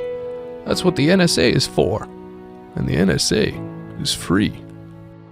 I understand the need for multiplayer games. I've played a little Maypole in my day, and I have to tell you, it offers something Call of Duty can't. Female players. Need a driving game like Forza 5? Try Hoopstick. It's more exciting. And if you think the war in Ryse was unbelievable, why not try the Civil War? That war kept it real. Real young. You only needed to be 14 to play. What about the man originally responsible for the Xbox One, Don Matrick? He left Microsoft 2 months after the console was announced. Now he's running Zynga. Way to fail upwards, Donald. Can't wait to play Farmville 360 or Castleville 1. You, sir, are a butthole. Brutally Honest Abe, there are a couple more episodes that are not console related. I highly encourage you guys to check them out. That was inspired. I was inspired. That was inspired. And once again, thank you to Scott Bromley doing the voice of Abraham Lincoln. He's a man of a lot of talent in a very narrow field. That is true. I don't know. The Abe Lincoln just skipped over the uncanny valley and straight into the valley of. Everybody, if you don't know, Patrick Norton, obviously of Tekzilla fame. He was my compadre for countless years in the era of Tech TV. We were hanging out just last week talking about the PlayStation 4. What happens when you take geeks and put them in front of television cameras when they are young and insane and then we're old? And it's the 1990s in San Francisco. It's called a lot of fun. I just want to say how excited I am that you have major fails with the Kinect voice commands just like I do. Yeah, well, we're here. I'd love to hear your theories as to that. We're going to talk about a lot about the specs and the hardware, which has been a point of controversy, I think, for the Xbox One, because on paper, many people read it as inferior in power, and primarily because the DDR3, in contrast to the DDR5 of the PlayStation 4. I'm over the DDR3, DDR5 thing. If you want to read a really, really good speeds and feeds analysis, go to anandtech.com. He did a sort of Xbox One versus PlayStation 4. But when you get right down to it, as far as I'm concerned, the DDR5, yes, it's faster, but they're both 256-bit buses, and Microsoft went, we're going to make sure we have a supply of DDR3 and that it's reasonably priced, and then we're going to throw a whole bunch of like 32 megs of cache on the die to support the GPU functions. So what they did is they go, yeah, technically our memory's slower, but we can feed it faster because we have extra memory feeding that memory on the die. It gets confusing, but memory, the extra memory on the die, the EDRAM or the EDRAM, is feeding the GPU functions on the main system memory. And you know, if you're looking at the screen right now and going, what? It's fine. Microsoft's not as dumb as they look, right up to a point, right? So 2 quad-core Jaguar cores, 8 gigs on both systems, right? Technically, the PlayStation 4 is the faster memory, but the Xbox can feed its memory faster. But man, there's just way fewer shaders on the Xbox One, and this is where things start to fall apart. Just for the benefit, how are you defining a shader? A stream unit. There's like 1152. So you have an AMD APU, right? So an APU is essentially a CPU and a GPU on a chip. Right? So that's the thing that's inside of this, deep inside of this large, ugly ass box. Microsoft, what are you going with, like the UI design from freaking Google right now? I'm a little it's a thing. But so essentially, right, you've got like 12 computing units on the Xbox One, you got 18 computing units on the PlayStation 4, right? So it's 1152 shaders. So the metaphor we used last Thursday, this all feels so familiar, is like, imagine your screen is a row of bricks and you have a whole bunch of brick layers. There's 760 brick layers, like painting a brick and putting it up on the wall to create your picture for the PlayStation 4. There's 768 of those brick layers, 50% less brick layers to haul bricks from your pile to your screen, right? So the metaphor is a little thin, but it's all I've got here right now. Maybe I've been thinking about Mario too much lately. But the end result is there's a whole bunch of performance overhead on the PlayStation 4 in terms of graphics performance that the Xbox doesn't have. And then it gets worse, right? Because a whole giant chunk of that lesser number of shaders on the Xbox are dedicated to watching the Kinect. Because the Kinect is amazing. It's triple the fidelity. It's wider field of vision. You can get 3 feet from it now. It'll track 6 skeletons simultaneously, IR for night, and it's taking like 10% of your shader cores to just kind of monitor it. We're going to be ready for the Kinect because it's going to shove like 2 gigabytes of data per second at us if it needs to do anything, and you still can't get it to do voice commands. You know what I mean? Like, no. For those out there who are thinking, okay, can I unplug my Kinect and do I get that 10% back? Don't think so. Don't know. Yeah. Too early to tell. I have a funny feeling it's just not going to work out that magically. It's funny because it's like there's essentially like 2 operating systems functioning in this box simultaneously. One handling the media, the sort of on-screen, the pass-through, the joy, the not entirely finished, optical spit-off output for your headset. There's a lot of interesting stuff going on. This is a complicated box. My metaphor right now is like the PlayStation 4 is like a freaking Ferrari. We're gonna game fast, and you can play Blu-rays if you download the Blu-ray application. Whatever, fine. We'll play Blu-rays and we'll do gaming. And the Xbox is like an SUV or a minivan. You know what I mean? I liked your family room metaphor. I was like, yeah, because I was talking earlier to Ryan Shroud over at PC Per. I was like, it's like a minivan. We've got entertainment. We're gonna find television, and we're gonna iterate in Hulu, and we still need more shader cores. That bothers me, right? A lot of it is. Now, is it a price thing? What would you theorize is the reason to know? I mean, it's the more expensive box, right? I mean, are shader cores like where all the money It's would the go? more expensive box. Yeah. You know, this is. But I would think, it where driven the up the box- price so far past $500? Do you think? No, I don't think so. I don't think Sony would have got any preferential treatment from AMD because AMD wanted both these deals, so it has this sort of long-term amount of income coming in. You know, I just think on some level, you know, both these boxes are so far advanced compared to anything we've had. Like the Xbox 360, these just crush the Xbox 360 and the PlayStation 3 in terms of potential graphics performance. And I think Microsoft's probably like, we'll figure it out in the developer tools later. It's going to be a year before anybody knows what's going on. And if we screwed it up that bad, we'll do a refresh with more power, which they won't do, right? Because they can't afford to split the development platform across multiple SKUs on a console. But I just think they wanted to save some money somewhere, and that was the easiest way to do it. But yeah, nobody really has given me a really solid answer for that. So, as you know all too well, the 360 had some challenges in its initial years with the Red Ring of Death. Yep. The hardware issues. Could this help explain the size of the box? The fact that it's an external power supply? How about all the vents all over it?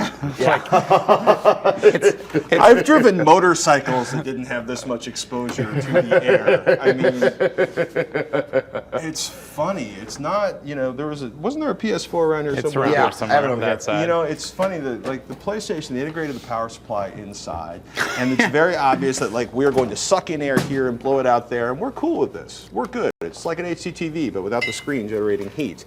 And then, yeah, I love watching people, the threads online with people talking about, it's the 21st century. What was Microsoft thinking? I don't know what Microsoft was thinking, but I think they're terrified of another Red Ring of Death debacle. It was very expensive for them. I mean, I don't know if the 360 ever got out of the red that was caused by all the refunds. Right. And warranty extensions. You know, but it's like, you know, there's a lot of space in that box. There's a lot of opportunity for airflow, and I think they just wanted to get all of the heat away from the box as possible, so they stuffed this somewhere else. I just figure it's like, this goes behind your media center, and it gets stacked there in the corner, and you never touch it unless this dies, or you replace it with the Xbox 2, or the cat gets caught in the cables again. So does this bite Sony in the ass? Like, you know, they made lots of concessions with this box. Number one, it's bigger, it's covered in vents, you can't stand it up vertically, you know, whereas the PlayStation 4 is noticeably smaller, even than the smaller PlayStation 3 that came out later. You know, are they going to have hardware problems like that later? I don't know. We're going to find out in like 6 months to a year. I guess you're right. Well, you know what I mean? It all depends. Like, you know, does it turn out that they suck cat hair into these things? Does it turn out that somebody calculated wrong? Does it turn out they generate more heat?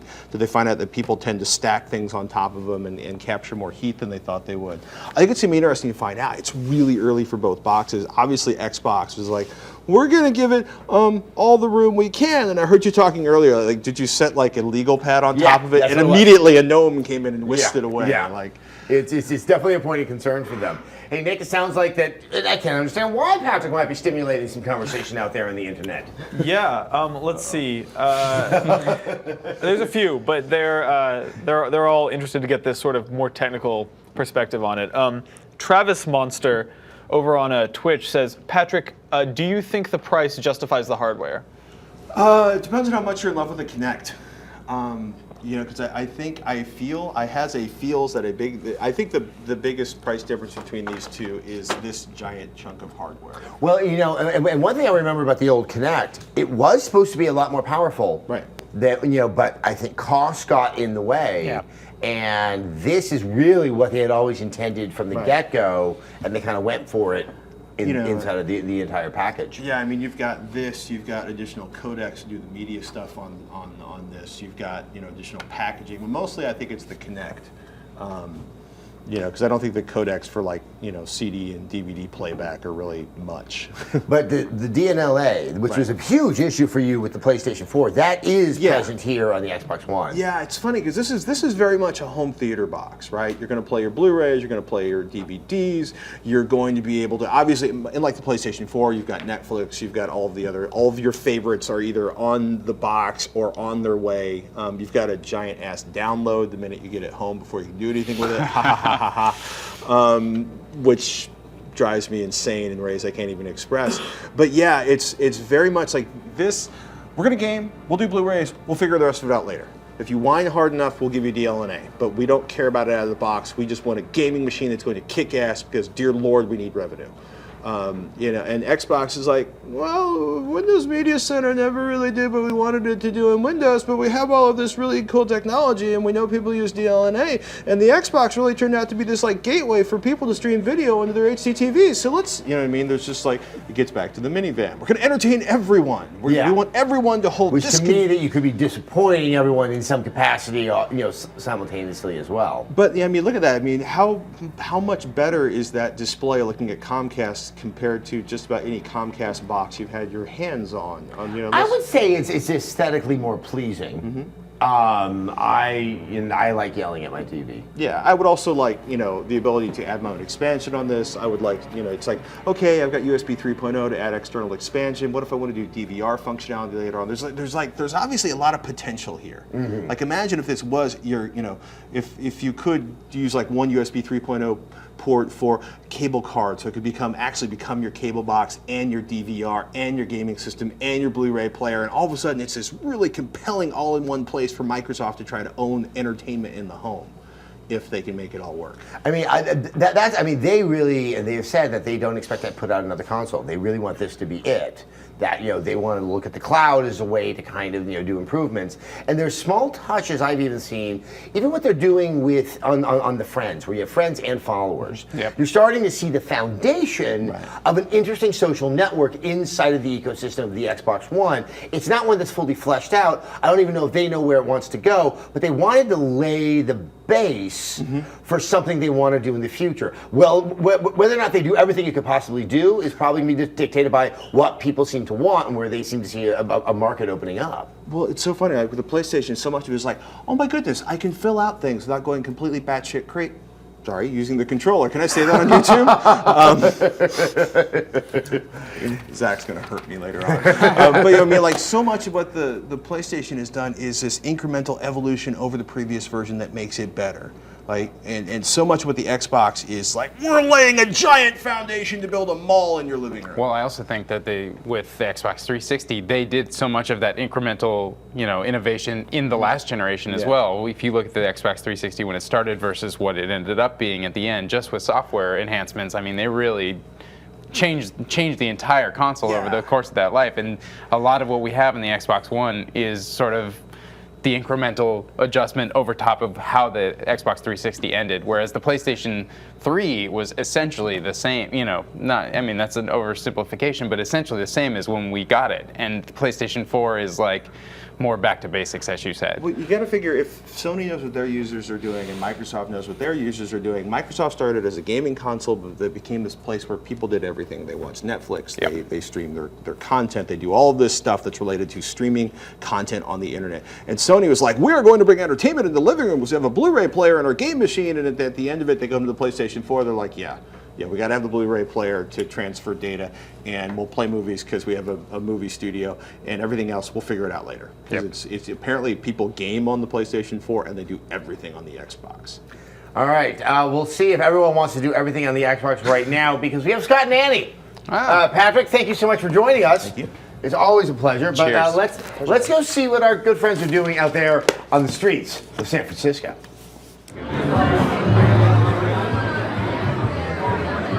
I guess we're on.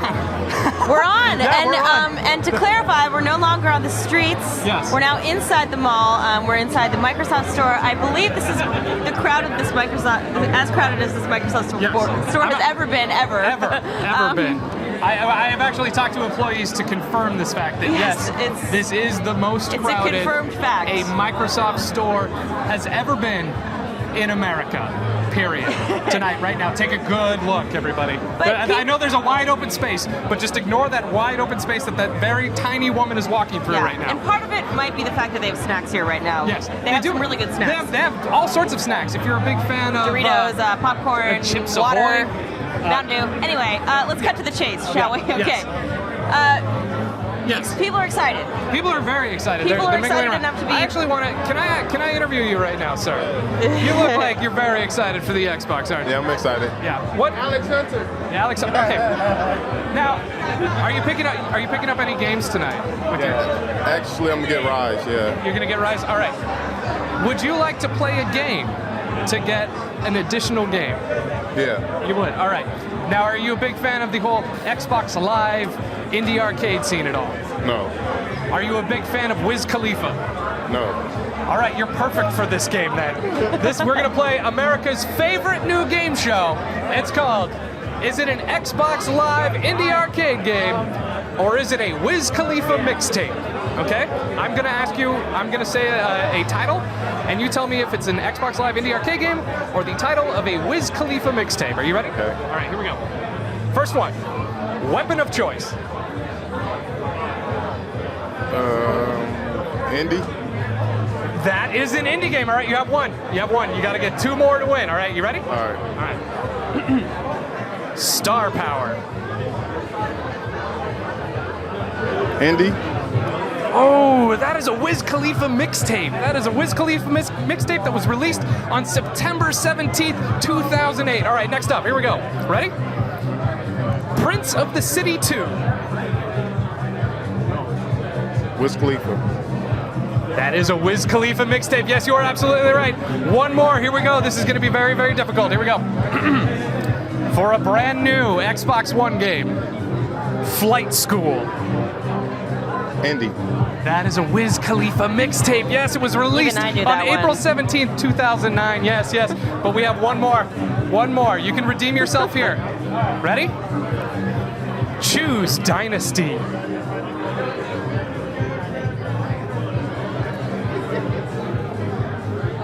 It's one or the other. Indie. Indie game? Did you say indie game? Yeah. Did you? You said indie game, right? You said indie game and not Wiz Khalifa mixtape. Yes. You're absolutely correct. Congratulations, you just won a copy of Zumba World Fitness Party for the Xbox One. You're gonna enjoy playing Zumba World Fitness and Ryse. Thank you. Is this the best day of your life? Totally. Yeah. All right, this guy, how excited, like, look at her. Look at, that's gonna be you. This is gonna be you in 2 short minutes. I'm feeling you up right now. You've got a ways to go, sir. Yes, I do. All right. Well, thank you. What did you want to say? That seems about right. Yeah, it seems about right. Seems about right. Look at these guys. They're having the time of their life. All right, we're going to be coming to you a couple more times tonight from the Microsoft Store. We've got plenty of more stuff to give away to fans of the Xbox One. I think we're all out of Zumba World Fitness Party games, though, so we might give them something else. I think people are going to riot. They're going to be very angry. You know what, though? I'm strong. I've done my Xbox Fitness. I've done my free P90X. I think I could take at least the small Asian woman who was in the background earlier. I might be able to take her, maybe. But anyway, to you guys back in the studio, I hope you're having a great time. I'm wearing a jacket indoors to show you It's actually quite warm in here. It's warm in here, yeah. I don't want to take off my sweating clothes because I don't profusely. trust any of these people because they will steal all of my stuff, especially after Zumba World That's Fitness nice. Party. So Let's go get back some to you snacks. guys in the studio. Let's go get some snacks. We're gonna go get some snacks. We'll see you guys after we get We're snacks. gonna go eat some snacks. I'm gonna eat some snacks right here. Okay. You know, they are highlighting one of the few things that are not available while we're sitting here on set. Snacks. So way off yeah. over there. And being Goldilocks, it's too hot, it's too cold. I have a jacket. I have Zumba. I also personally have a good friend over at Majesco who I assume I'll hear it if he's happy or not right now. As you may notice, we are being joined by someone else, Jackie Talbot. Hello. Thank you so much for joining us. Thank you. We are here to talk about Call of Duty because you reviewed Call of Duty. I did. You played it on the Xbox One. We can finally say Indeed. you played it on the finally, Xbox the One. embargo's lifted. And the PlayStation 4. As well. But we're going to talk a little bit about the Xbox One. You that is your game is Call of Duty multiplayer. The game that I play, yeah, Call of Duty multiplayer. I don't spend a lot of time playing other games, but I spend way too much time on Call of Duty multiplayer. And I tip my hat for you taking that bullet from me. Yeah, so right? I think one of the key things I wanted to ask you about is the configuration of the Xbox One controller is much closer to the 360 controller, which I'm assuming that is your console of choice. It was, yes. Yes. So, I mean, and that's the question I have. Do you think you're going to be playing it on the Xbox One? So completely agree with Tara. I have a huge problem with the way the bumpers on the Xbox One controller are. Yes, we have learned we're using it wrong. The way you're supposed to use it is you're supposed to roll your knuckle onto the bumper to use it effectively. It's easy. I roll my knuckles all the time. Of course, that's what you do. But the problem is in Call of Duty, like your grenades and your equipment, they're so deliberate. And so I feel like having it be just a rollover just doesn't work. Now, as we were talking about earlier, you don't aim your grenades in Call of Duty. You do not. However, there's equipment, for example, there's this new 9-gang, and you have to hold the bumper down for it to be fully effective. And you have to hold it down for 9 seconds, and that's not going to work, I don't think, if you're just tilting your knuckle over. I mean, it is kind of a tenuous position to hold, especially for something as long as 9 seconds. Exactly, and there's also, I mean, even if you're using a frag grenade, oftentimes you'll want to cook it a little bit and have that timing set specifically for when you want it to detonate when you throw it. Even a Semtex, it doesn't blow up until you throw it, and so sometimes I'll run around, and when I'm ready to blow something up, I'll let it go. So it's not just a quick, hit the bumper and let the thing go. Especially, there's also a mission on single player where you're manning an Apache, and you're like using the left bumper to do your flares and your right bumper to target enemies, and the entire time you're just like Nick said, maximum upness, and your hands are just wrong. Like for as long as you have to hold the bumper down in multiple instances, it doesn't feel good. Now let's talk about the other point of controversy, because Call of Duty. This is where all the nonsense started that I found myself in. 720p. That's probably what we're looking at. Yep. Ryan, I'll even have you point out. I mean, you were playing Xbox One to PS4. Were you going, man, there's a remarkable difference between these two? No, I think both. The funny thing is Call of Duty Ghosts doesn't actually look very next gen. So bring it on. Yeah. No, it's true. Bring it on, internet. But there's native 1080p on the bill. When I had been playing a bunch of Call of Duty Ghosts, and then I saw Battlefield 4, and I was okay. That's true. That looks a lot better. Oh, goodness. That's actually taking advantage of next gen hardware. This is it's really unfortunate, but unsurprising that they didn't. It feels like they completely didn't consider the new hardware, and that's kind of irritating. It is, but it's still Call of Duty, and Call of Duty is a fun game. You know what I mean? The question I would have is that because it is so much more about close quarters combat, it would be jarring, to say the least, if they suddenly decided to have maps along the lines of Battlefield. Absolutely, and I think that they're smart for keeping it at what it was and what it has been, but they have made the maps more dynamic, more vertical, so they feel huge, but they're not Battlefield huge. The interesting thing that did come out this week, was Digital Foundry found out that all the sort of judder in the frame rate that we had been experiencing on the PS4, was not slowdown. It was that the frame rate was too high. Yeah, so the video output on the PS4 max is at 60 frames per second, but oftentimes on the PS4, when you're playing Call of Duty, it's over 60 hertz. Is that cause for celebration among the fanboys? I don't know. Like, what do you want? Because it's a bigger number and we love it. To me, all I want is this constant smooth frame rate. Like the frame rate's what matters. Frame rate is what is important. That's especially on a multiplayer shooter. It's what equals Call of Duty to me. I mean, Call of Duty 4 Modern Warfare was the first first-person game on console that I preferred playing with a controller to a mouse and keyboard, and so. Part of the reason that was so great was because of the constant frame rate and the super smooth, responsive controls. And unfortunately, on PlayStation 4 right now, before a patch comes out to fix the super high frame rates, I guess, so on one it doesn't feel quite right. You have higher resolution native on PS4, but your frame rate is suffering a little bit.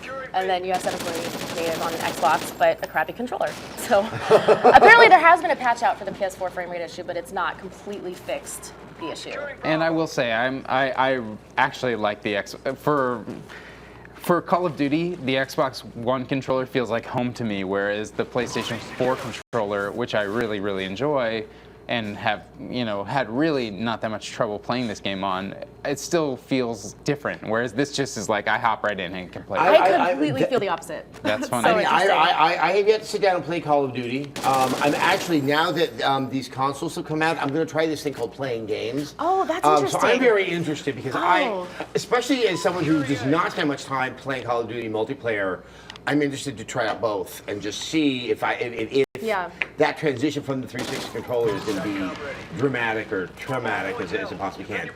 All right, Nick, we have some questions out there in the wonderful world of the internet. We do. Over on Twitch, let's see here.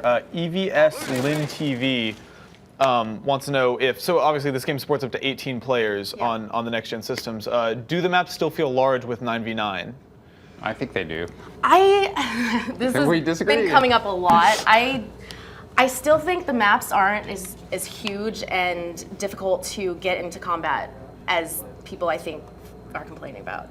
I don't think it's too big for 9 versus 9. Maybe if you start a match with 6 versus 6 on current gen or something, then perhaps. But another thing is what they added into multiplayer. You have these things called field orders, which give you an alternate objective within the game. So they kind of maybe thought about that because the maps are so much more dynamic. Are they and more grouping vertical. players together? I mean, that's really always been kind of the brilliance of the map design in Call of Duty. I prefer personally Treyarch's map design. I feel like it's a bit more suited towards competitive play and that sort of thing.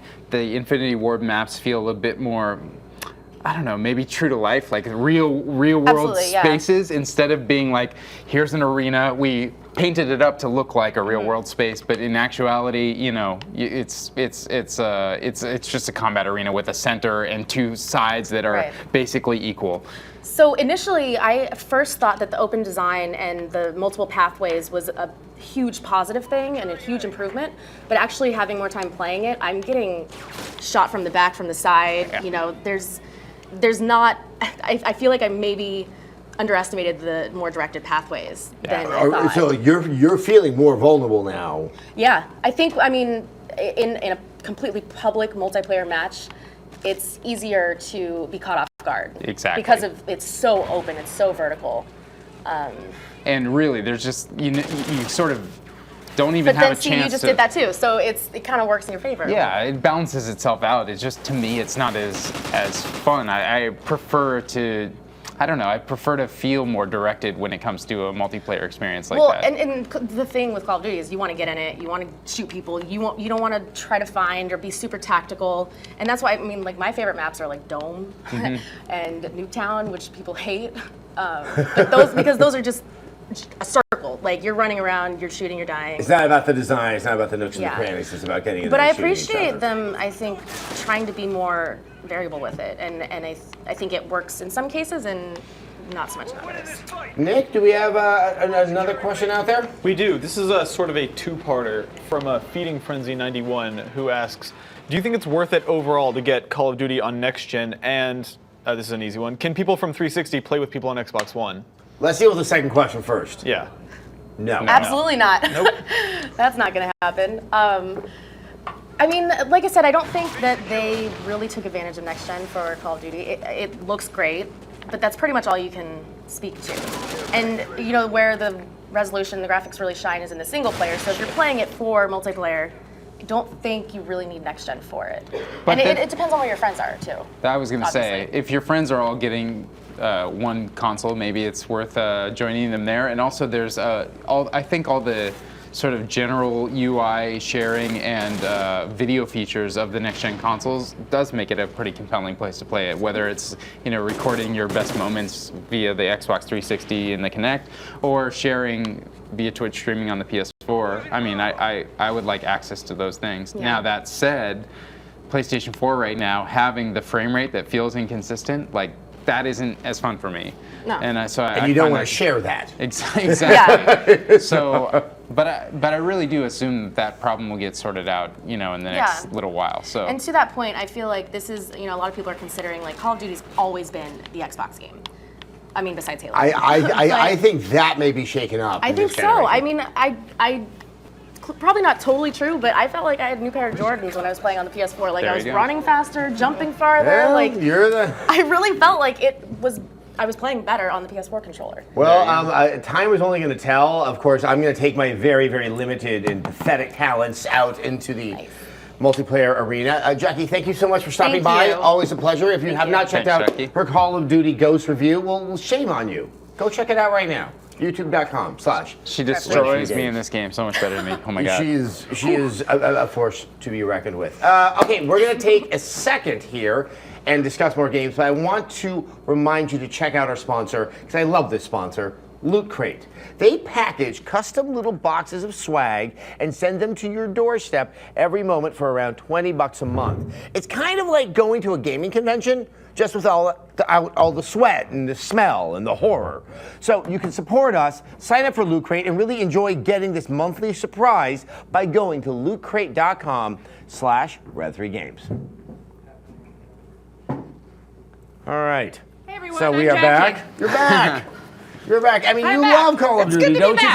Tara? You're always going Oh, like, yeah, you got know the- me and you got that guns. sweatshirt. Yeah. I heart COD. Me too, especially All with right. a nice plate of chips. Yes. Let's check out where the Xbox is in America right now. Oh, good. Yeah. Let's see. Oh wow. Wow. It's moving quite It's rapidly. casting quite a shadow over the Southwest. Giddy up, Xbox. Come on. I mean, it looks like it's, you'll remember, it's in the future all the way into Arizona, but it's really only available in your home state of Texas. Yes. And it looks like most of New Mexico. As it just kind of, it is kind of like maybe an Independence Day or the day the Earth stood still, just like this massive thing hovering, Totally. blocking out the sun. I think I might have to get out of here a little bit early so I can look up to the sky and hopefully You don't catch wanna a miss glimpse. it. We have to have those special welder glasses Yeah, to you do can't it. The look directly shine at of an Xbox One, it'll burn your retinas. I'm Okay. afraid. Okay, here's a point of transition that Tara's bringing us to. We right now are going to play what I consider to be the best game for the Xbox One. You're not the only currently, one to say and this. perhaps of all time. Okay, you are the only one to have said this. Zoo Tycoon. Zootacoon. Zootacoon. This game is amazing. I wish Scott was here with us. I know. Oh, look at Oh, we got gotta sync some data. They're gonna be done soon. So this, I just sort of popped this in to our Xbox One the other day, not really knowing what to expect. From what I understand, there is a PC version of Zoo Tycoon. I've only ever played the Roller Coaster Tycoon games, which I love. But this works surprisingly well on consoles, and it's adorable. Okay, can I check with you on one thing? Sure. Has anyone ever made money on zoos? To like actually have tycoons who's like, yes, From what I am the understand, great there's- zoo magnet. From what I understand, there's a whole seedy underbelly to the zoo industry. Really? That you know very So it's little not just about. like, so that Matt Damon movie was just a lie. It Stole involves my $9. black market lemurs and Happy Meals that you price up to like $13 a piece. That's probably close to a horrible truth that I want to know. Exactly. So of course the loading screens are a little bit long. It's a next-gen well, game. Next gen. Kids, guys. get used to these images. Next gen equals This loading. is what next gen's all about. Yeah. PS4 or Xbox One, it doesn't matter. They don't discriminate. So I'm gonna hop. Sorry, I'm gonna hop into a game that I made yesterday. I've already sort of created part of a zoo, and you guys can see me build some new stuff. Here we go. So how much of the That's zoo me. came there? Was it just an empty lot? It was an empty lot. The Really? only thing that exists in the beginning is the entrance gate. I mean, so, you've really done some work here with your zoo. well, yeah, I take pride in my zoos. So this is what I've created so far. I can go to this like overview of the whole map and basically plop down anywhere and check out. This is a, This is bears. let's see, I think this is tigers. Yeah, there's some tigers over there. Tigers. And so every time you build an exhibit like this, well, I'll just show you guys. I'll build something new. So here, Do you have to be thoughtful about where you put them? Like you don't put the tigers near the bears because they no, hate each you don't other? have to be thoughtful about that. There's no thinking in Zootacoon. There's no thinking, only pleasure.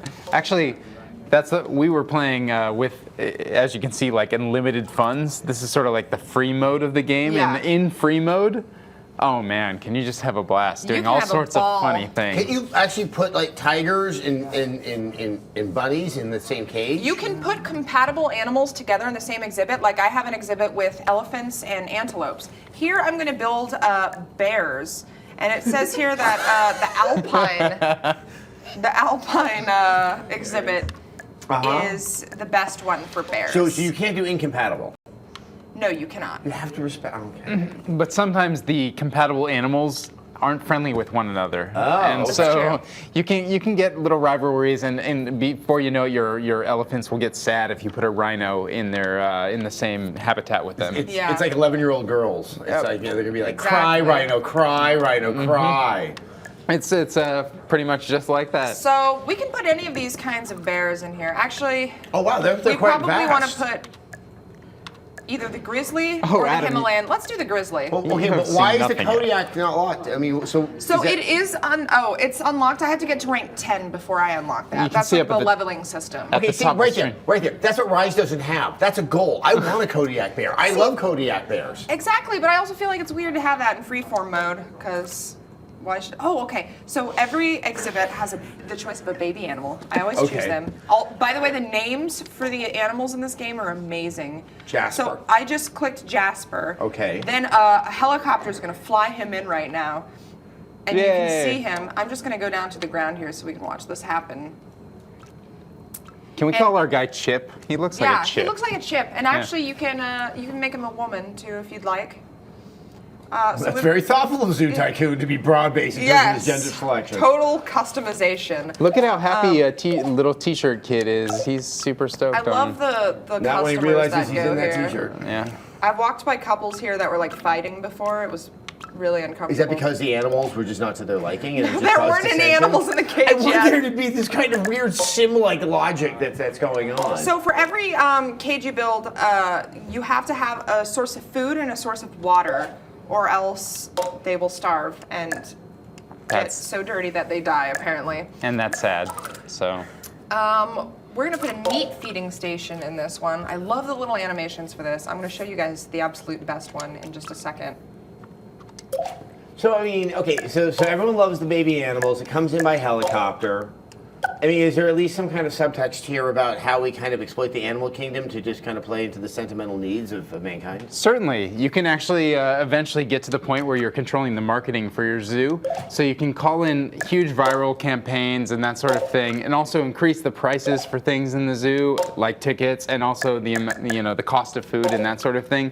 So if you want to make a really dark narrative for your zoo, that's well within your reach. That's well within your reach. Someone in the chat want to know if you could put a paywall behind the bathroom and make people have to pay to use the You bathroom. can. I raised my bathroom prices to extremely expensive. Wow. I don't want anybody dirting. This game went from interesting to awesome. I don't want just anyone using my restrooms. Only the rich. You haven't seen the most fascinating part of this game just yet. We should wait a few more minutes and do a couple more things. But I'm gonna show you this interaction right here. First of all, I'll show you one thing right now. I can call a buggy That's at the any thing. time. It appears like that. Not only that, I can drift in this buggy. This is the best arcade racing. Can you do it without arcade regard for racing other game. people's safety? Yes, apparently. Oh. It's actually upsetting that you cannot run over children in this game, because believe me, I have tried. But ask Peter Molyneux what that's like. Watch this. Watch this. Watch the skid marks in this game. Watch the drifting. And the rumble is quite palpable. You have haptic feedback on the Yes, elephant buggy? you do. This is it's like Adam, I Forza told you and Ryse in a game. It's my game of the year. Hey, sometimes your animals need a bath as Now well. you can hose them down, they'll play with you. You can use Connect for this part with your hands, but I found that it does not work very well. I mean, would you say this game was like Alan Wake? Playing with you, it loves the water. Look, it has you are taking your device and pointing it at other things. That's exactly like Alan Wake. And you're repelling it. Well, oh, that is No, really it's playing cute. with me. It likes it. It makes it happier when I do this. This is the polar opposite of Connectables, which was the most malevolently odious just gaming experience. Speaking of polar, guess what kind of bears are in this game? Polar bears. Indeed. Yep. Hey, endangered kids. I It's haven't just better unlocked than them mine. yet. So let me show you my favorite thing about this game. Everything you showed me is my favorite thing about this it's about game. to get better. Let's go Better than the elephant go-kart that drifts? Adam, if you only knew what was coming. The depth of this game is phenomenal. So this is my, you can build stores and stuff too. Here's my restroom, which I called the poop chute. We also have a milkshake stand, the lactation station, and doo-doo burger. Doo-doo burger Because was I good. am an 8-year-old child. Yeah. Can you share this with other people? I believe so. I haven't tested out any of the online functions of the game yet. Okay, here's the great thing. You have to clean the animal's poop. Uh-huh. Now watch this. Yeah! There's no sound effect. Where'd the sound effect go? I don't know. But There's there was supposed to be one a- in my head. There's supposed to be a really satisfying sound effect, so. Like a headshot? No, not like.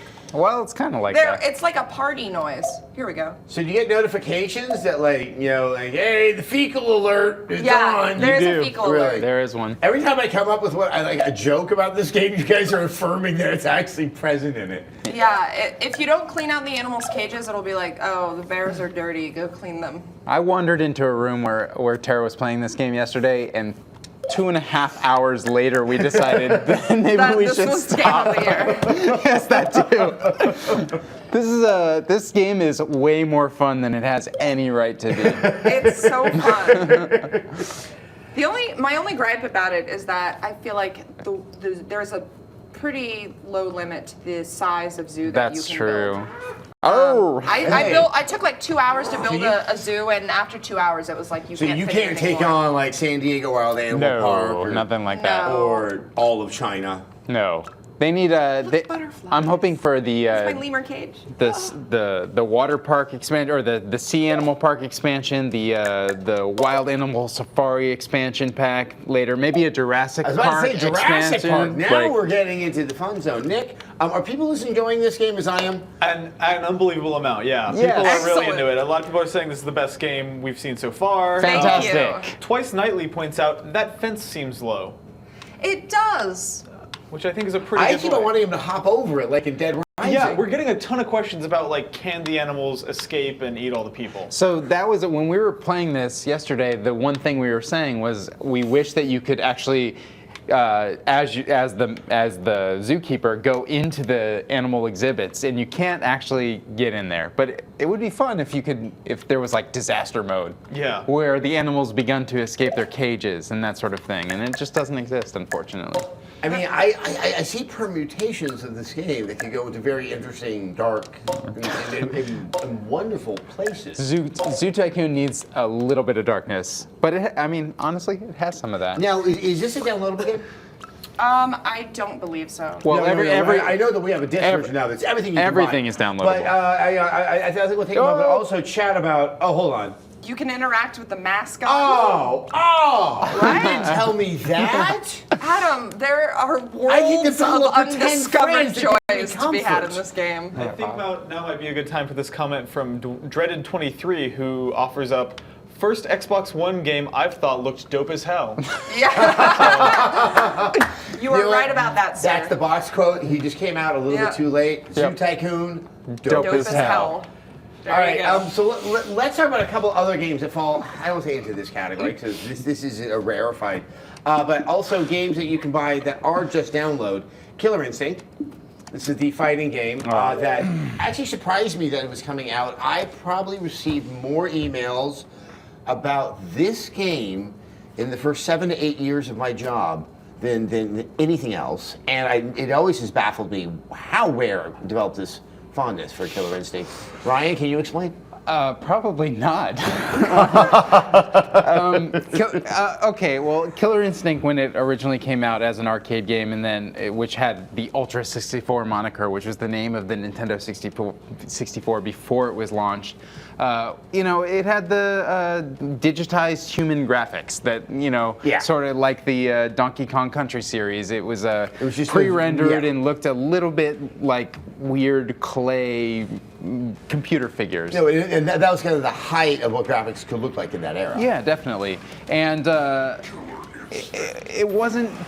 I don't think anyone at the time would have tried to make a case for it. Yeah, exactly. Well, they would have. They definitely tried to make a case, but they wouldn't have tried to convince you that it was better than Street Fighter or better than Mortal Kombat or anything like that. I guess this game also comes with Killer Instinct Classic, so we're not going to install that right now. But there it is, right there. If you want to play the original arcade version of it, it's available. Yeah, if I you might do purchase that this and game. see if I can just kind of come to a sense of closure for a period of my life. It might be best. Now, I'm going to admit, I haven't played this version of this game for any more than, say, 10 minutes. Okay. But as a person who enjoys fighting games, I don't like this game at all. Not at all. Like, I've heard some people describe it as mashy. Oh, it's mashy. It's also ugly. I mean, It says button masher right there at the top. So. look at these characters. It's just not for me. I don't really get the. It's very. Yeah, I know some I don't people get that it. love this game. I mean, fighting games. Once again, I will invoke my one experience at Evo. Not for me. So I just listened to the opinions of others on this. What are the fighting games of your choice, Ryan? Well, I like Street Fighter. I like Virtua Fighter. I like Soul Calibur. I like a lot of fighting games. I even have been known to play some Dead or Alive from time to time. But there's something about this game. I mean, we live in a post-Street Fighter 4 world. The fighting game community has come a long way in the years following the release of that game. And this game just, I don't know, there's very little animation. It feels chunky, and the combo system is this sort of dial-a-combo sort of thing. At least, again, I haven't played much of this game. I don't really know what I'm doing. But nothing that it's providing is super interesting to me. I don't particularly find it interesting. Really? Okay, well, there you go. I don't hate it, but I don't love it either. It's just kind of... I like the colors. I think the post Street Fighter 4 comment is accurate. The fluidity of this animation is not. You're right. It does look a little bit clunky. It's just really, I don't know. It looks more like a Mortal Kombat game than a Street Fighter game to me, which I guess isn't the end of the world. It's just, I don't know. Even the Dreamcast 3D fighting games to me have something that this is lacking. Then again, I'm not the type of person that would have even thought that we should be bringing back killers. I'm of the opinion that we should have left it where it was.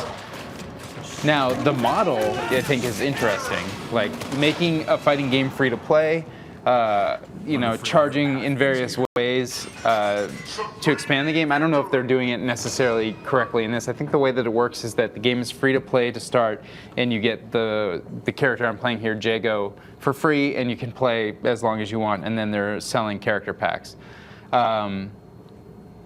That's slightly interesting to me.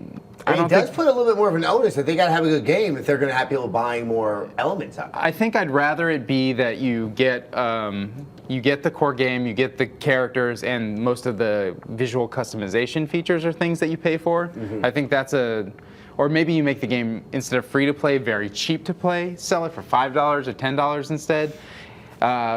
I do think it's gonna, you're gonna end up with everyone playing Jago if he's the one free character. That doesn't sound like a good thing. I do think we do need to look at the financial models for fighting games and adjust to be a little bit more modern. But I think that's fascinating, but I don't think this is the game that's going to sort of rally the fighting game community. I think to come at it Capcom's this way. going to need to step in that ring, maybe Warner Brothers, to make that happen. Exactly. You know what? I'm not going to make you have to do any more there, Ryan, because Thank you. I'm your friend. Let's check out something that we have not checked out yet, and that is the game DVR. Oh, yeah. And you want to check out Power Star Golf? I think we want to do this with, because we need to enshrine Ryan's efforts in Killer Instinct. Sure. So, I don't want to detract. And the reason why we were going to Game DVR and we did not do Xbox Record that is because you get a whole 5 minutes of the last footage that happened here. Only 30 seconds if you call out for the record.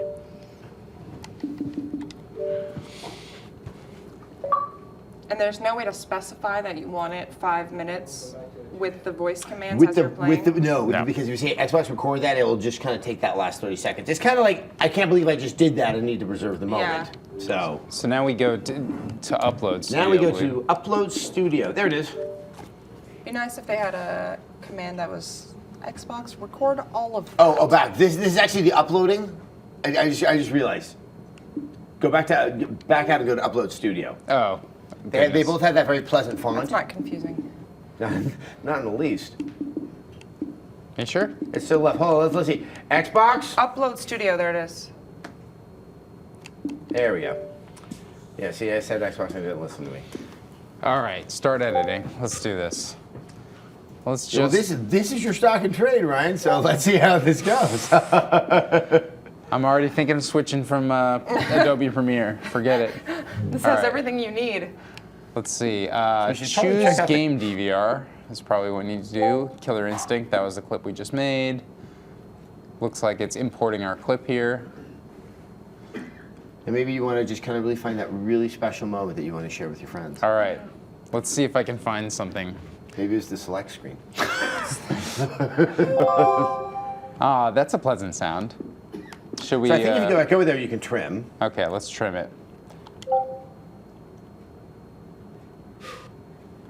The nice thing about this is beyond just like trimming random clips, you can do all sorts of fun things. Like you can record voiceovers, you can take multiple clips from multiple games and put them in there. You can record video directly from your Kinect and all sorts of fun stuff. So No, and see, this ties into the social stuff I was talking about. Yeah. I see that there can be a lot of growth in this area. That we can be sending video messages to people who like to follow retro games. Yeah. And be like, hey, we did something today. Check it out. And they're Yeah. like, yeah, let's go check it out. Exactly. And, you know, the world's a better place for it. I mean, a lot has been made of the fact that the Xbox One does not have Twitch streaming functionality at launch.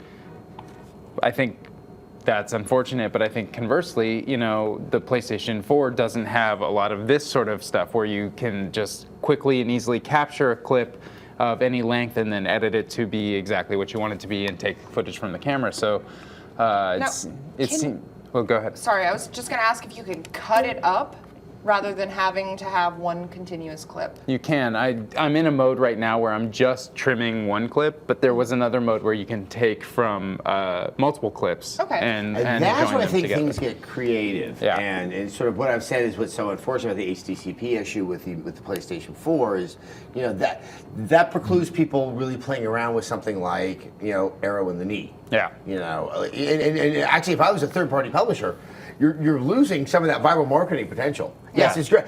Most, you know, publishers may not admit it publicly. They're not huge fans of someone just playing their game without it looking at its very, very best. Yes. And that is one of the dark sides to just this kind of live streaming. I really do think, though, that publishers are going to change their tune a bit as you know, this stuff becomes a part of the console experience of this modern generation. So we can do things here like we could record a voiceover. Should so we? I don't know what we're doing here. Let's see what happens. Start recording. Oh boy, he's getting kicked like crazy. That was a triple combo there. And then Saberwolf's coming back with some other stuff. And wow, yes, you this are is a right there, Ryan. There is stuff happening on the screen with the punches and the kicks. Good fighting. Wolfie Face is doing stuff. Combo breaker, ultra combo, that sort of thing. So we can stop recording now. And I think we could probably play this thing back. Oh boy, he's getting kicked like crazy. That was a triple combo there. And then Saberwolf's coming back with some other stuff. And Yes, you are right there, Ryan. There is stuff happening on the screen with punches and the kicks. Good So that sounds wonderful. I think we should just upload Yeah, this. and pretty that much. was all going through the microphone on the Kinect. Which is about, what, 15 feet away from us right now? Yeah. Not bad. You have to call it poop. Oh, right, of course. So we're going to call this poop. And watch, we are the first people to get banned. Let's tag this as... Epic fail and epic moment. Wow. Let's call it epic moment. Upload. We're just gonna do it. Forget That it. just means there's no turning back. No, we're just gonna upload this. so this is one of those watershed moments. You know, like when we shed water the last time. We're uploading stuff to the Xbox Live of us. Someone's gonna be like, I want to see some of these videos. What is this horrible video?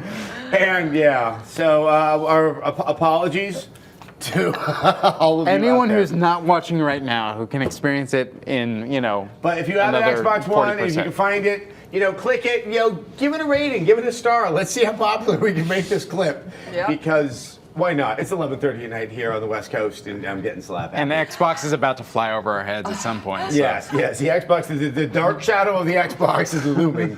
All right, now to give us a moment to try to compose ourselves, we're going to two of the most composed people in all of video game journalism, and Gaus and Scott Bromley, who are out in San Francisco, perhaps us. in a mall, perhaps on a mall. Let's find out.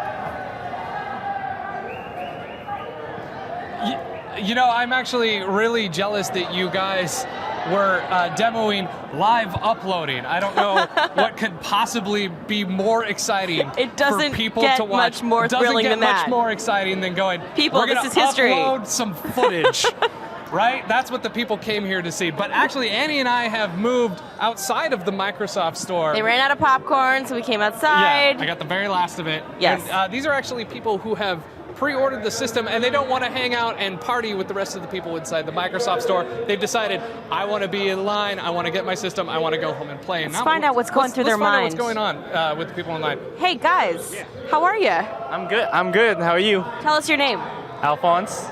Now, you've pre-ordered a Surface 2. Are you excited about that? I am extremely excited. Can't wait to get home and play it.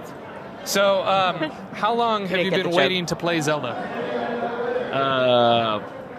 About forever, you know. I'm just joking. Is Super Mario 3D World your game of the year? It's gotta be. I wouldn't be in this line if it wasn't. Exactly. Now, you sir, from Facebook, you're holding some games right now, aren't you? Yes, I am. What are you holding? Extra Madden 25, Battlefield 4, and Ryse Son of Okay, Rome. well that's 3 games. One is a sports game, one is a first-person shooter. Now, there are a lot of games coming out for the Xbox One, correct? Yes, there are. All right. Can you name 4 of them that are not a sports game or a first-person shooter? Not including Ryse. Assassin's Creed. Did you say Assassin's Creed? I did. He just said the magic word. Sir, do you want a brand new copy of Assassin's Creed, a brand new in-box Assassin's Creed? I do. Sure, absolutely. Oh, absolutely. Well, this man just won Assassin's Creed. Brand new. All right, well, thanks. Okay, Connor, how excited are you? Toys really aren't my thing, but I'm sorry. Figures from a Facebook guy. Toys aren't his thing. Figures. Thumbs down. Am I right, people? Thumbs down. Leave your comments below. So what was it about the Xbox One that said, I need this system tonight? Well, it's more than just a game console, you know. The PS4 kind of went just games, and Xbox takes over the whole media center kind of thing, integrates with your cable box and the Kinect voice control. It's a pretty awesome piece of hardware. So what is the first thing you're going to do with your system tonight? Update it. Yeah. All right. Sounds good. Just, yeah. All right, Annie, do you have anyone you would like to talk to? Yeah. Guys, what do you guys are both texting? What's going on? You're texting in the middle of the live shot? Are you texting? Texting us, and like we see you on the phone. Oh, wow. This is like a really meta moment. This is crazy. So, okay, I have a challenge for you guys. I want you to tell me what... Oh my... Are you seeing this right now? Oh, whoa. He's texting photos of us live. Look at how excited these people are for double XL free t-shirts. No, they just threw one out there. Wow. Have you Are ever they still seen throwing people out more t-shirts? excited? No, it's not a t-shirt. It's a bag. It's in San Francisco, you It's a can use those for reusable your grocery groceries bag. and not have to pay a 10-cent surcharge. These people are definitely locals. They do not want to pay 10 cents at the grocery store. Okay, but finally, before we toss it back to the studio, I just want to ask you guys, what game are you most excited about playing? And it cannot rhyme with ball of booty. Okay, if we can't rhyme with that, I'm gonna go with probably Ryse or NBA 2K14. I'll accept that. What about you, sir? Favorite game that doesn't rhyme with balls of booty? Oh, well, I like basketball games, so I'd have to say 2K14. Yeah. That has balls in it, though. That has balls in it. We're going to have to disqualify that. That Yeah. has balls I'm in it. sorry, I'm we sorry. can't accept that answer. Please try again. Anything? Is there a single game for this system that you enjoy that does not have balls in it? Dead Rising? Dead Rising has a male character, I'm sorry, that has 2 pairs of No, balls. okay, let's not get too granular here. I'm just getting But- anatomical. All right.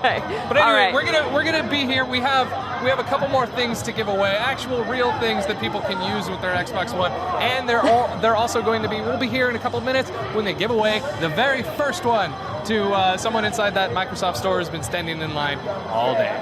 So Adam and everyone else, I'm very jealous you guys got to play Zoo Tycoon. I really want to build a zoo full of baby animals in Zoo Tycoon. That's what the kids on the internet call it. Look it up. That's what they call it. Zoo Tycoon. Back to you So anyway, guys. Back to you. And next time, Adam, I really hope a dated pop culture reference will bring me in. So, enjoy it. Yeah, I would love to probably just invoke something from Carol Burnett or a Rhoda joke, but apparently 2 pairs of balls is just got. I mean, I need. We're all wondering how that's possible. I want to be in Bromley's world right now. That's what I'm trying to say. Also, Nick, it would appear that maybe we're going to get a sequel to Ryse. Yeah, that has been invoked quite a few times tonight. So, yeah, more than we expected, at least. Ryse 2, son of Rome. Grandson of Rome. Grandson of Rome. Yeah, maybe it'll be like, hey, let's hang out. It's like let's go eastward with Constantine.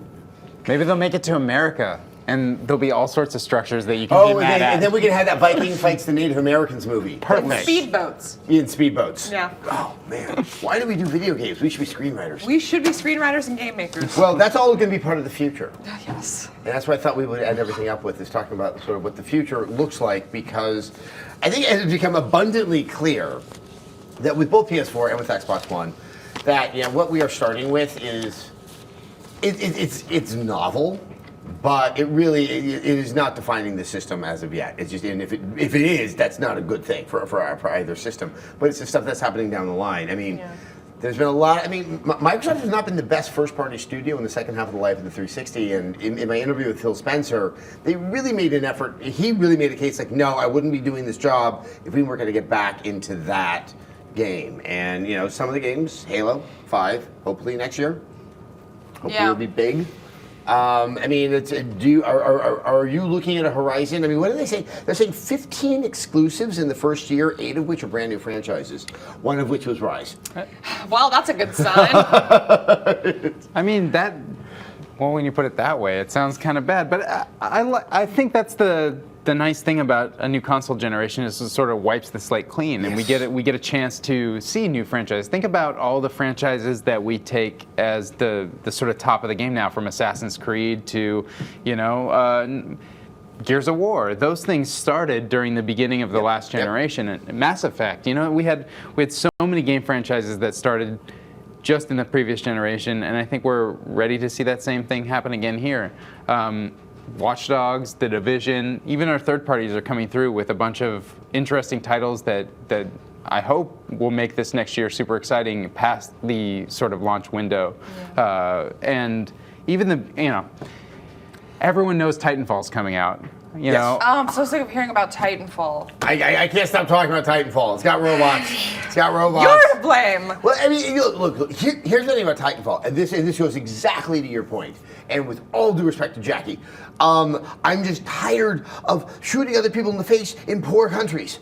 And that this idea that that we're using kind of the new generation to kind of reinvestigate what multiplayer can be. And it's like, that's the kind of fantasy I would love to have, is to be in a big mech punching and shooting and having a jetpack. That it is kind of that reboot that we might be able to sort of reconsider what has been the single most important aspect of this generation, which was the rise of multiplayer games. I think it's also I think a lot more games are gonna start to sort of follow suit and separate single player from multiplayer, because games like Call of Duty, very few people play that game for its single player campaign. A lot of people buy it and never play it. And it seems like a waste of resources. Yeah, exactly. And I actually, I'm not that huge into multiplayer games like this, but I feel like that could be a really good thing, when companies start to divide their resources and really focus on what matters for a particular audience. I'm in an interesting position where I've been pretty much of course I've had the Xboxes, but I've always considered myself more of a PlayStation gamer. And at the beginning of this generation, of course, being in the industry, I know I'm going to end up with both machines after not too long, but when approaching which one should I get first, Titanfall really makes all the difference to me, because at launch, none of the two machines have a game that I feel is so strong that I must play it right now, today. But I want to make sure that I have an Xbox One by March 11th of 2014 so I can play this game, because I don't want to play it on Xbox 360. I'm not too keen on playing it on PC because I know I want to play it with controller. I don't want to be fighting against guys with keyboards and mouse who are possibly better than me. I know they're going to optimize the experience for this machine. This is where I want to play it. So, you know, it may not be a killer app that's available at launch, but to me it is the killer app. And I think that, you know, that's an interesting spot that Microsoft's put themselves in, where they, whatever they paid for that game, I mean, it's, if I was only going to buy one console of this generation, if I knew I was only going to buy one, I'd buy a PlayStation. I'm a gamer. I don't need all the extra media functionality of this box. We know the PlayStation is a stronger machine. It has stronger hardware. But I'm not. I'm going to buy both. And I still want, I want to play Titanfall when it comes out, so I want to, I want an Xbox first. Yeah. And I think that's interesting. Like, it really has me spun around backwards. So anyway, I think that's a good business deal. Obviously a slightly controversial one with EA's sort of statement at their quarterly earnings report, where they said that this was only going to be, as far as consoles are concerned, on the Xbox One. It would not be going to the PlayStation 4. One other game, I keep on forgetting about this, because it looked so bizarre when I saw it at E3. Quantum Break. Yes. I have chided Microsoft and made generous comments towards Sony about their willingness to do stuff like Heavy Rain, and allow David Cage a platform, much less finances, to make video games. Quantum Break seems to be almost a move in that direction. The game that isn't exactly a game. That to me is a very healthy sign that they might actually be honest in doing something different with their game studios. Yeah, it's hopeful and also a little bit, I'm a little apprehensive about it. I mean, I haven't seen a whole lot of the game. We saw it behind closed doors at Now, E3. this apparently is the game. What we're showing right now, that's the part I can't fully understand. Right. And back at E3 they announced all this functionality where you'll be able to view an actual live action television show that gets, whose story is sort of weaved based on the way that you play the game, which is an interesting idea, but it's also like, I don't know if I want that, Well, it definitely needs more Alan Wake. I think that's for certain. Yeah, it's so early, and we know so little about that game. It's Less really, the idea that the game itself is interesting. That's just if you told me 2 years ago Microsoft was going to make a game like that, yeah, I'd laugh you out of the room. It's just they want, they've been so commercial under Matrick that if it couldn't be made into a franchise, you could get a lot of sort of heaving hormonal people to go buy. That it wasn't worth spending the money. That's what I have no idea. Quantum Break's gonna be good, but it has struck me as kind of one of the more curious and hopeful decisions that Microsoft has made. For sure. I'm just excited about Microsoft, the things we don't know about their first-party games coming up in the future. When you think about Halo as a franchise, Bungie had quite a few years working on that franchise during the previous generation, and then we got the franchise handed off to 343 at the tail end of it.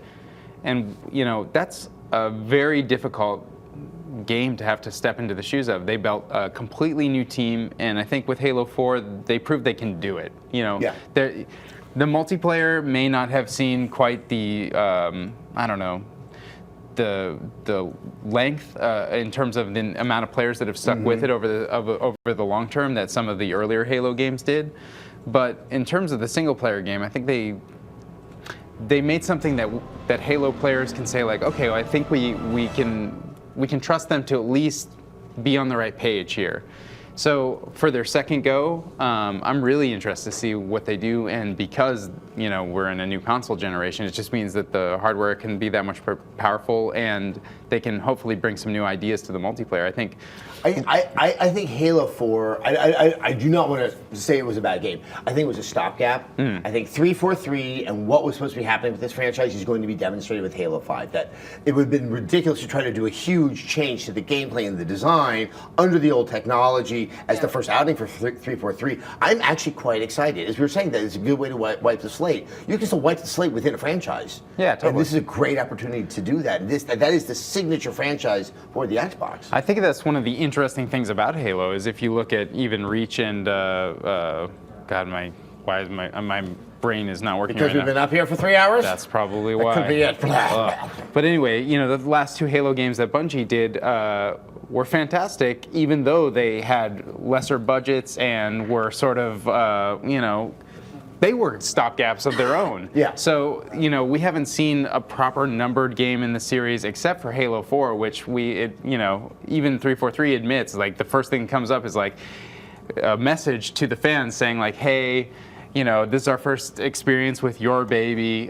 Please bear with us. We're hopefully going to. And I think, all things considered, that turned out to be a pretty great game. So, after they've had the time to work with it a bit more, I'm excited about the Halo franchise going forward, and I'm excited that Bungie is working on Destiny as well. And I think that, that's going to end up being good for gamers across the board to see a little bit of movement on both those fronts. It's interesting that we've been talking about, the future and a bunch of third-party titles, and yet we haven't brought up indie stuff at all, really, because that was such a huge part of the PlayStation 4. Oh, that was, yeah. I mean, it's theoretically there for Microsoft. It's just not as demonstrable, blah, blah, blah, blah, blah, as Sony can name a litany of games. We really have capybaras below. Yeah, which they announced. And that's kind of it. I mean, we have the ID at Xbox program, which completely confused me. They called it ID. It means independent, not like your identification. Yeah. Because I think I should have a badge I put in front of the, of something. I mean, this console here is supposed to become a development kit. Yeah. That, I think what's most interesting is what seemed to be a more restrictive way that you had to be approved to get Unity. Now seems like you can get Unity. I mean, that is huge. I mean, it is interesting that we typically are talking about Unreal and Epic a lot when it comes to engines, but the pervasiveness now of Unity and the degree to which they're allowing this to get into people's hands to start to play around with and potentially make a game is very interesting. So beautiful. Yeah. I'm so excited for that. Is there a date for this? Not yet. No. Could it be now? I wish. Could it be yesterday? I really.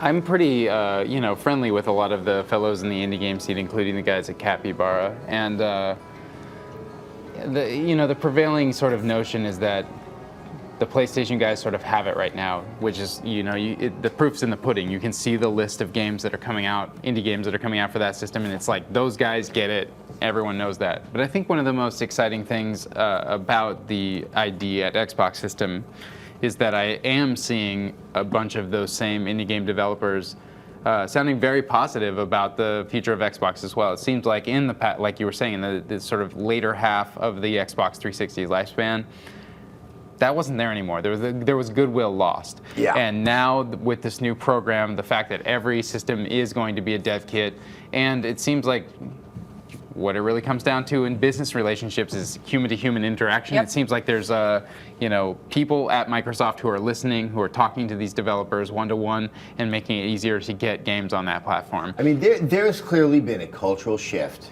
since Sony made their announcement, since Microsoft made their announcement, things didn't go so well. Maybe the departure of Matchwick allowed for a different culture and for different voices inside of the company to be able to suddenly get stronger. I honestly don't know. But yeah, I think trying to hold the older Xbox against the Xbox that's being put out here is kind of unfair. And that they really kind of get it. Will they completely get it? I don't know, because Sony really, really seems to be getting it. Yeah. In terms of the future, I mean, one of the big differentiators between the Xbox and the PS4 is not just size, it's price. Yep. Do you think this is, I mean, it's an issue on the internet, but I still believe that people have made their allegiances and they were made independent of what the cost was. That cost becomes a much bigger issue in the future, where you have the not hardest of hardcore, completely engaged gamers, and the ones who are like, okay, I'm starting to get some money, I might want to get one of these new systems, my friends have them. Will the $100 start to really become a pinch that Microsoft feels down the line? That's what I wonder about, because they're both expensive. Maybe $500 does sound a lot worse on paper than $400 does. But then again, I sort of feel like the Xbox One has a bit more of that. It's easier to sell. Like, you put this on Ellen, you put this on the Tonight Show. There are things to demo that are more fun. And that more casual gamer will see the value add inside of Yeah. something like an Xbox One, whereas really only the core gamer is happy with something like. It's the only person that would go like, I only want something that just does games. I don't want any of those fancy things that make my life better. Yeah. Exactly. And I feel like I don't know. Personally, I've always felt like if you're going for a niche, niche is a bad word, but you know, the PlayStation 4 makes a compelling statement to hardcore gamers. It proves to them, we want you first. We know we have to go for our base, and then from there we'll expand and go wider. I think they did a great job with that. Sony really has their community on lock, and I think we'll see a great sort of expansion of the player base as the years go on.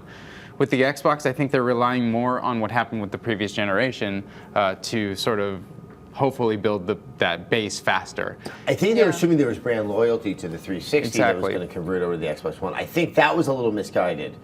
Microsoft has never been able to develop that kind of brand loyalty that Sony has always pulled off. Like, I've never seen anyone kind of running around going, I mean, I have not been yelled at by Xbox One people the way I've been yelled at by Sony people. So I think it's the best way of putting that And out. I think anybody who's spending $400 or $500 on a system is hopefully going to research it well enough to know what the differences are, and know that the Xbox may not be as powerful a machine, but it can also do these other things that the PS4 can't. Now, after some of Scott's interviews tonight, I don't know if that's really true, or if people have researched this at all, since they don't seem to know what games are coming out for it. I think people take advice from the bigger guy at the gym. I mean, over my years, that seems to be where a lot of men kind of take their kind of their guidance from. A lot of it is also, like the guy who was first in line for the PS4. I'm getting this because it's what my friends have. That's all that matters to a lot of people, like they're not going to get a system that their friends aren't playing on if all they want to do is play Call of Duty. That's what makes the next, like right now and probably the next couple of months, the most interesting, because it's that kind of weird, like that kind of like patient zero is being made right now, and we'll see how that's going to spread, because that at the end of the day, I want to play with my friends. Yeah, it's going to be a huge deal. It's going to make a lot of inertia. Yep. Do you think Kinect is going to evolve into something? I think Kinect is super fascinating, mostly because what I used it for in last generation, and what it seems like most people are using it for right now is the voice commands. The best thing that the camera does for you is the auto log on. And once you once it knows your face, you walk up to the machine, you turn it on, and it knows it says hi. It says hi. Right, rather than hitting a button to tell you. But think about the actual game experiences. We're seeing, I guess this is Zumba right here, right? I think this is just a demo of the Kinect's the Kinect capabilities skills. and the different ways that One it can day be all used. games will be Zumba. Right. Do you understand? It's a plan. The Zumba singularity. But I haven't felt, as someone who follows this space very closely, that Microsoft is making a push for motion control in games, which is the core reason that the Kinect was released initially. Was like, hey, everything that you're doing over there on your Wii, we can do it better over here, and you don't even have to hold a controller while you're doing it. Instead, it's like, move around the UI in a easier way. We're going to make it easier for you to do the things that you have to do around your games. And hopefully, in best case scenario, we're going to augment your games with the things that the Kinect can do, whether it's leaning around quarters in a first-person game or some other things. I think that the future of Kinect that I want as a gamer, aside from all the cool, moving around faster and the voice commands and that sort of thing, is like, I want the thing where I'm holding a controller and playing games like I've always played games, but then a little lean here, a little lean here, a little motion or make here. a little noise. Yeah. Those things will augment my experience. That's why I've said I'm happy that they actually bundled it, because you can only do that if you know everyone has one of these. That's, honestly, with the Kinect, the more I think about it, hopefully, I don't know this, hopefully the indies have access not just to this box, but to what can happen on the Kinect. Exactly. That's where something really interesting could come out, because you're just seeing that burgeoning creativity there. And I totally agree, and I hope you're right, because I really feel like what Sony knows is true, is that the indies are just important now. With gaming as it is right now, it's like we got AAA high-budget games and indie games. The whole middle end has fallen out of the market. So if you want more than 10 games coming out for your system a year, then you better support developers that are doing things relatively cheaply and making experiences that are less expensive. And because of that, I think the more access to technology that we can give them, whether it's the second screen experience or Kinect, that sort of stuff, the more fully fleshed out those games will be, and the more fun we'll get to having new game experiences rather than just playing a bunch of 2D puzzle platformers. Yeah, absolutely. I feel like the indie developers are the ones who usually figure out the coolest ways to leverage technology like that. So, I mean, when I think back on it, hasn't been a single Kinect game that has wowed me, you know? Like, they're either terrible or they're okay. I mean, Steel Battalion was probably the one that resonates the most with me because that was don't even a talk to me moment about that game. of just. I actually liked the bowling, and that came with the. I like the bowling better than the Wii bowling. We actually didn't show it because, to be fair to the Kinect, the lights here in the studio do not give is not appropriate. Yeah. But there is bundled in with it the Kinect Sports Rivals, and it's a wave racing. Really demonstrates that the Kinect here is different than the first one. Very sensitive motions. You're so used to, making it broad so that you know you're being read. You do that, you go into a wall. You're moving very subtly, and it's tricky. And that was the thing. Not only was it clear that the Kinect was more sensitive, the game was a lot harder, and it was not skewed towards kids. Yeah. So it also showed kind of a philosophical change in their attitude towards Kinect. That it isn't like, hey, play with a tiger in a creepy way. It's like, no, like, here's something where we're going to actually test your skill in a way that works. Are you dissing Zoo Tycoon? No, I love Zoo Tycoon. I'm talking play with a Connectables. tiger. That game gave me the willies. It's like no one should have that kind of relationship with a wild animal. People will die. You cannot hang out with a tiger. They're babies. And they will grow up and take revenge. Connectable's bad. Zootacun is a saint. Yes, there we go. So, do you have any questions out there? We have a bunch. I think we have time for one from Devilman X, who asks, why do we need a Kinect for voice commands when we already have mics? There's no reason why they can't make the mic do your voice commands. I agree.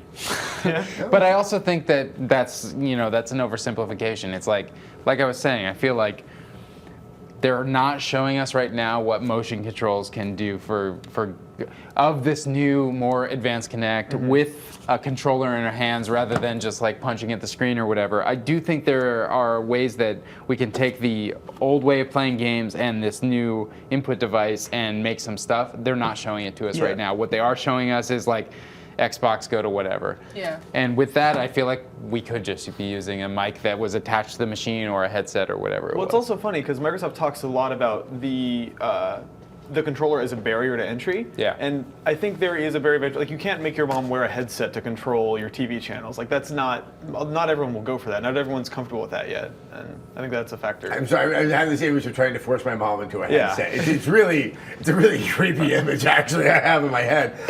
One final thing, Xbox Live Gold. It is something I almost find to be commonplace with Xbox ownership. I have no idea what the percentage is of Xboxes with the Gold membership. But in contrast to PSN, a lot of it's a wall, but it's really a wall to get to multiplayer gaming. And a lot of the services, the apps, Netflix, Hulu, all that stuff is in front of it. You're not paying to pay for, more or less. That is not true of Xbox Live Gold. I don't know how many people have figured that out. If people become aware of that level, I'm trying to figure out if that's also going to start to push people in the direction of Sony rather than Xbox. I've actually thought recently about canceling my Xbox Live account because I don't play a ton of multiplayer games and I feel like I don't really have much of a use for it. So, I mean, their Gold program is nowhere near as good as PlayStation Plus's. So that right there is a sign that, I want to get more free stuff, I should be playing on PlayStation. Yeah, it's a fascinating sort of turn of events that's, before Xbox Gold was, like you said, sort of a necessary part of the Xbox experience almost, where if you wanted to experience the social features, the multiplayer gaming, like all the things that made Xbox, of course you had an Xbox Gold subscription.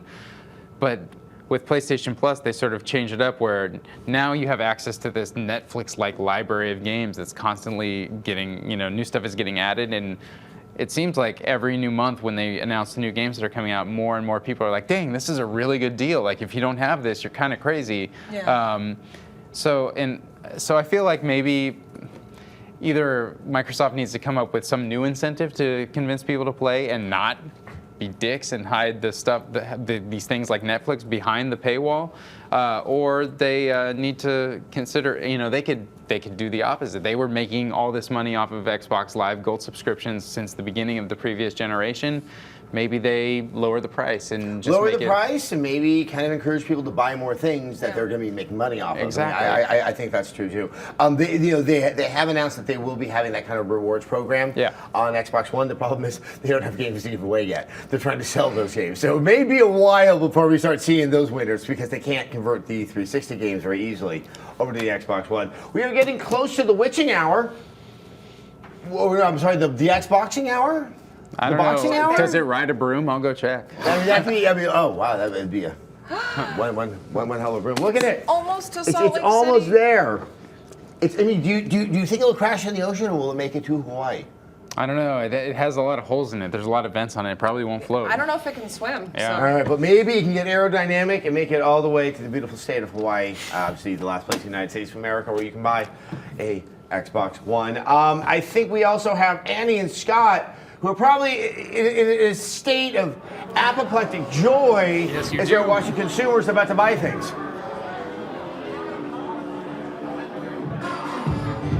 I think that joy is more, I don't know, it's more of a sugar rush, I would say. They've been actually feeding everyone in here nothing but Mountain Dew and Doritos. Yeah. So I would say that it's been a grueling wait for people, but it really hasn't. I mean, the fact of the matter is, people have been in here eating snacks, drinking soda, and actually no one really here has been waiting for longer than an hour and a half, right? No. Well, people have been waiting. So the way they've been doing it here is they just opened the store up at 10, like you saw earlier, but everyone was allowed to mingle around. And then when you're done mingling and shoving your face of Mountain Dew and Doritos, you can go get in line. So if you were smart, you would say, hey, I just walked in, picked up my system, I want to get out of here at midnight. The guy at the front of the line has only been waiting here for an hour and a half. I think it really is about the snacks tonight, isn't it? Yeah, it's totally about the snacks. It's about the snacks, and I'm a little disappointed that the guy in the front of the line was a little less methy than the last one, but you know, this guy looks like he's got a job. Maybe not as methy as last time, but no less enthusiasm. You know, there's still the enthusiasm is palpable. I mean, we're literally being slowly surrounded by packs of teens over here. Yes, like come here. This guy we already talked to. Have we already talked to? Oh, we did already talk to this guy. How have you been since the last time we talked to you, sir? It's been good. Cracking jokes. It's been good. What you been up to? Food. What kind of food? Doritos. Doritos? Stuff in my backpack full. Can I have some Doritos? Are you telling us that you stole Here, Doritos? I'm gonna steal some Doritos. Guys. Oh, there's a needle in there! My bad, man. Are you okay? Oh, my bad, bro. My bad. Scott's been poisoned. I got CPR, bro. I don't know what to do, man. Give him CPR. He won't live unless you give him CPR. Dude, what are you doing? I got Oh, God, the moment's here. We're gonna do it. Goodbye! Get out of here! My IFB is falling out. It's anticlimactic so far, but they have a long walk. But we think that the person. Okay, There's here's a a guy hype who man over works here. there. He knows what's going on. He went around the corner. But this is where the first person in line should be coming through. There he is. He's Correct? been waiting. Here he is. Okay, we're about to get a glimpse of this man. 90 whole minutes for this moment. He's had a grueling hour-long wait for this device. There he is, ladies and gentlemen. There are movies longer than he's waited. And look at him, he's showing his receipt. This is just absolutely This is gripping stuff. Ripping television right now. This Anderson Cooper has got nothing on you and I, Annie. I'm sure the YouTube commenters are very angry that the two of us are even here right now and wasting their precious time. But It we should have to be bring Anderson you Cooper very, here right very, now. very important waiting and checking to make sure that their receipts were paid They're in full. probably, I don't know what It's already paid for, right? Get us together So what are we as doing over there? GameStop. I believe at GameStop they had like 90 out the door at this point. We are, what time is it? Oh, we've been doing this for about a minute They're probably, now. checking his ID and all that kind of stuff. The normal stuff There we we do go. with the Oh, transaction. I think the first it's almost transaction over. has It's just almost over. happened. That was the longest transaction ever. Oh. And it's still Still going okay. on. It's a Microsoft. They might have gotten a blue screen of death at all I the can say, cash this guy register. better I'm not be sure. entertaining. He's okay? making sure all of his stuff is We'll see. inside. We're going to find out. Now you just calm down, okay? We already got you. Yes. Yes. Oh, come All here. right. Come here. How's it going? you get that Xbox One? 4 hours. What's in the bag? What's in the bag? I got Battlefield 4. Okay. Must have. Another controller with the charging kit, 12 months Xbox Live, and the Xbox One. Oh, can you bring it out of the box and show it to everyone? Guys, we have an exclusive unboxing Oh, here. this is the day one edition. It's Day black. one, yes. Yeah, I'm excited to play it. All right, go home and go play, sir. Don't forget your garbage on the floor. Put that away. Don't forget your garbage. Don't forget your garbage. Goodbye and have fun. I hope you enjoyed all the free Doritos. Oh, wait, hold on. Come back. Wait, we have one more question for you. We have one more question for you. She has a question for you. Okay, we already went over what's in your box. Yep. Okay, so in terms of life events for you, where does this rank in terms of best things that have ever happened to you? Probably number 3. What was number 1? What was number 2? Number 2 is being born. And then number 1. Number 2 was being born? Yeah, number 2 is being born. I think number 1 would be Battlefield 4. Huge Battlefield 4 fan. Wait, Battlefield 4 over being born? Yes, definitely. Wow. All right. Thank you, EA. Way to get Strong your priorities words. I think that's straight. going to be our headline for this video. Thank you. Have Thank fun. you very much. Wow. That's all I can say. It's not even just palpable. Just palpable. Oh. You can taste it. I can't. Everyone is just jumping for joy in this. Well, orderly at least line. it wasn't a Call of Duty fan, Yeah, we didn't get one of those. All right. But I guess I think that kind of wraps it up for us here at the Microsoft Store. Yes. How were your launches? You did 2 the of them. launches were great. It was a lot of fun. I'm happy to have been here. It was very exciting. It was my first Xbox launch event. Yeah. Do you want to tell people where they can find you? Yeah, you guys. I've been told that I have to do this. You guys. We've been told that we have to do this, Yeah. but Annie can be found every day on her brand new show. Yes, it's you can What's the find big it at deal?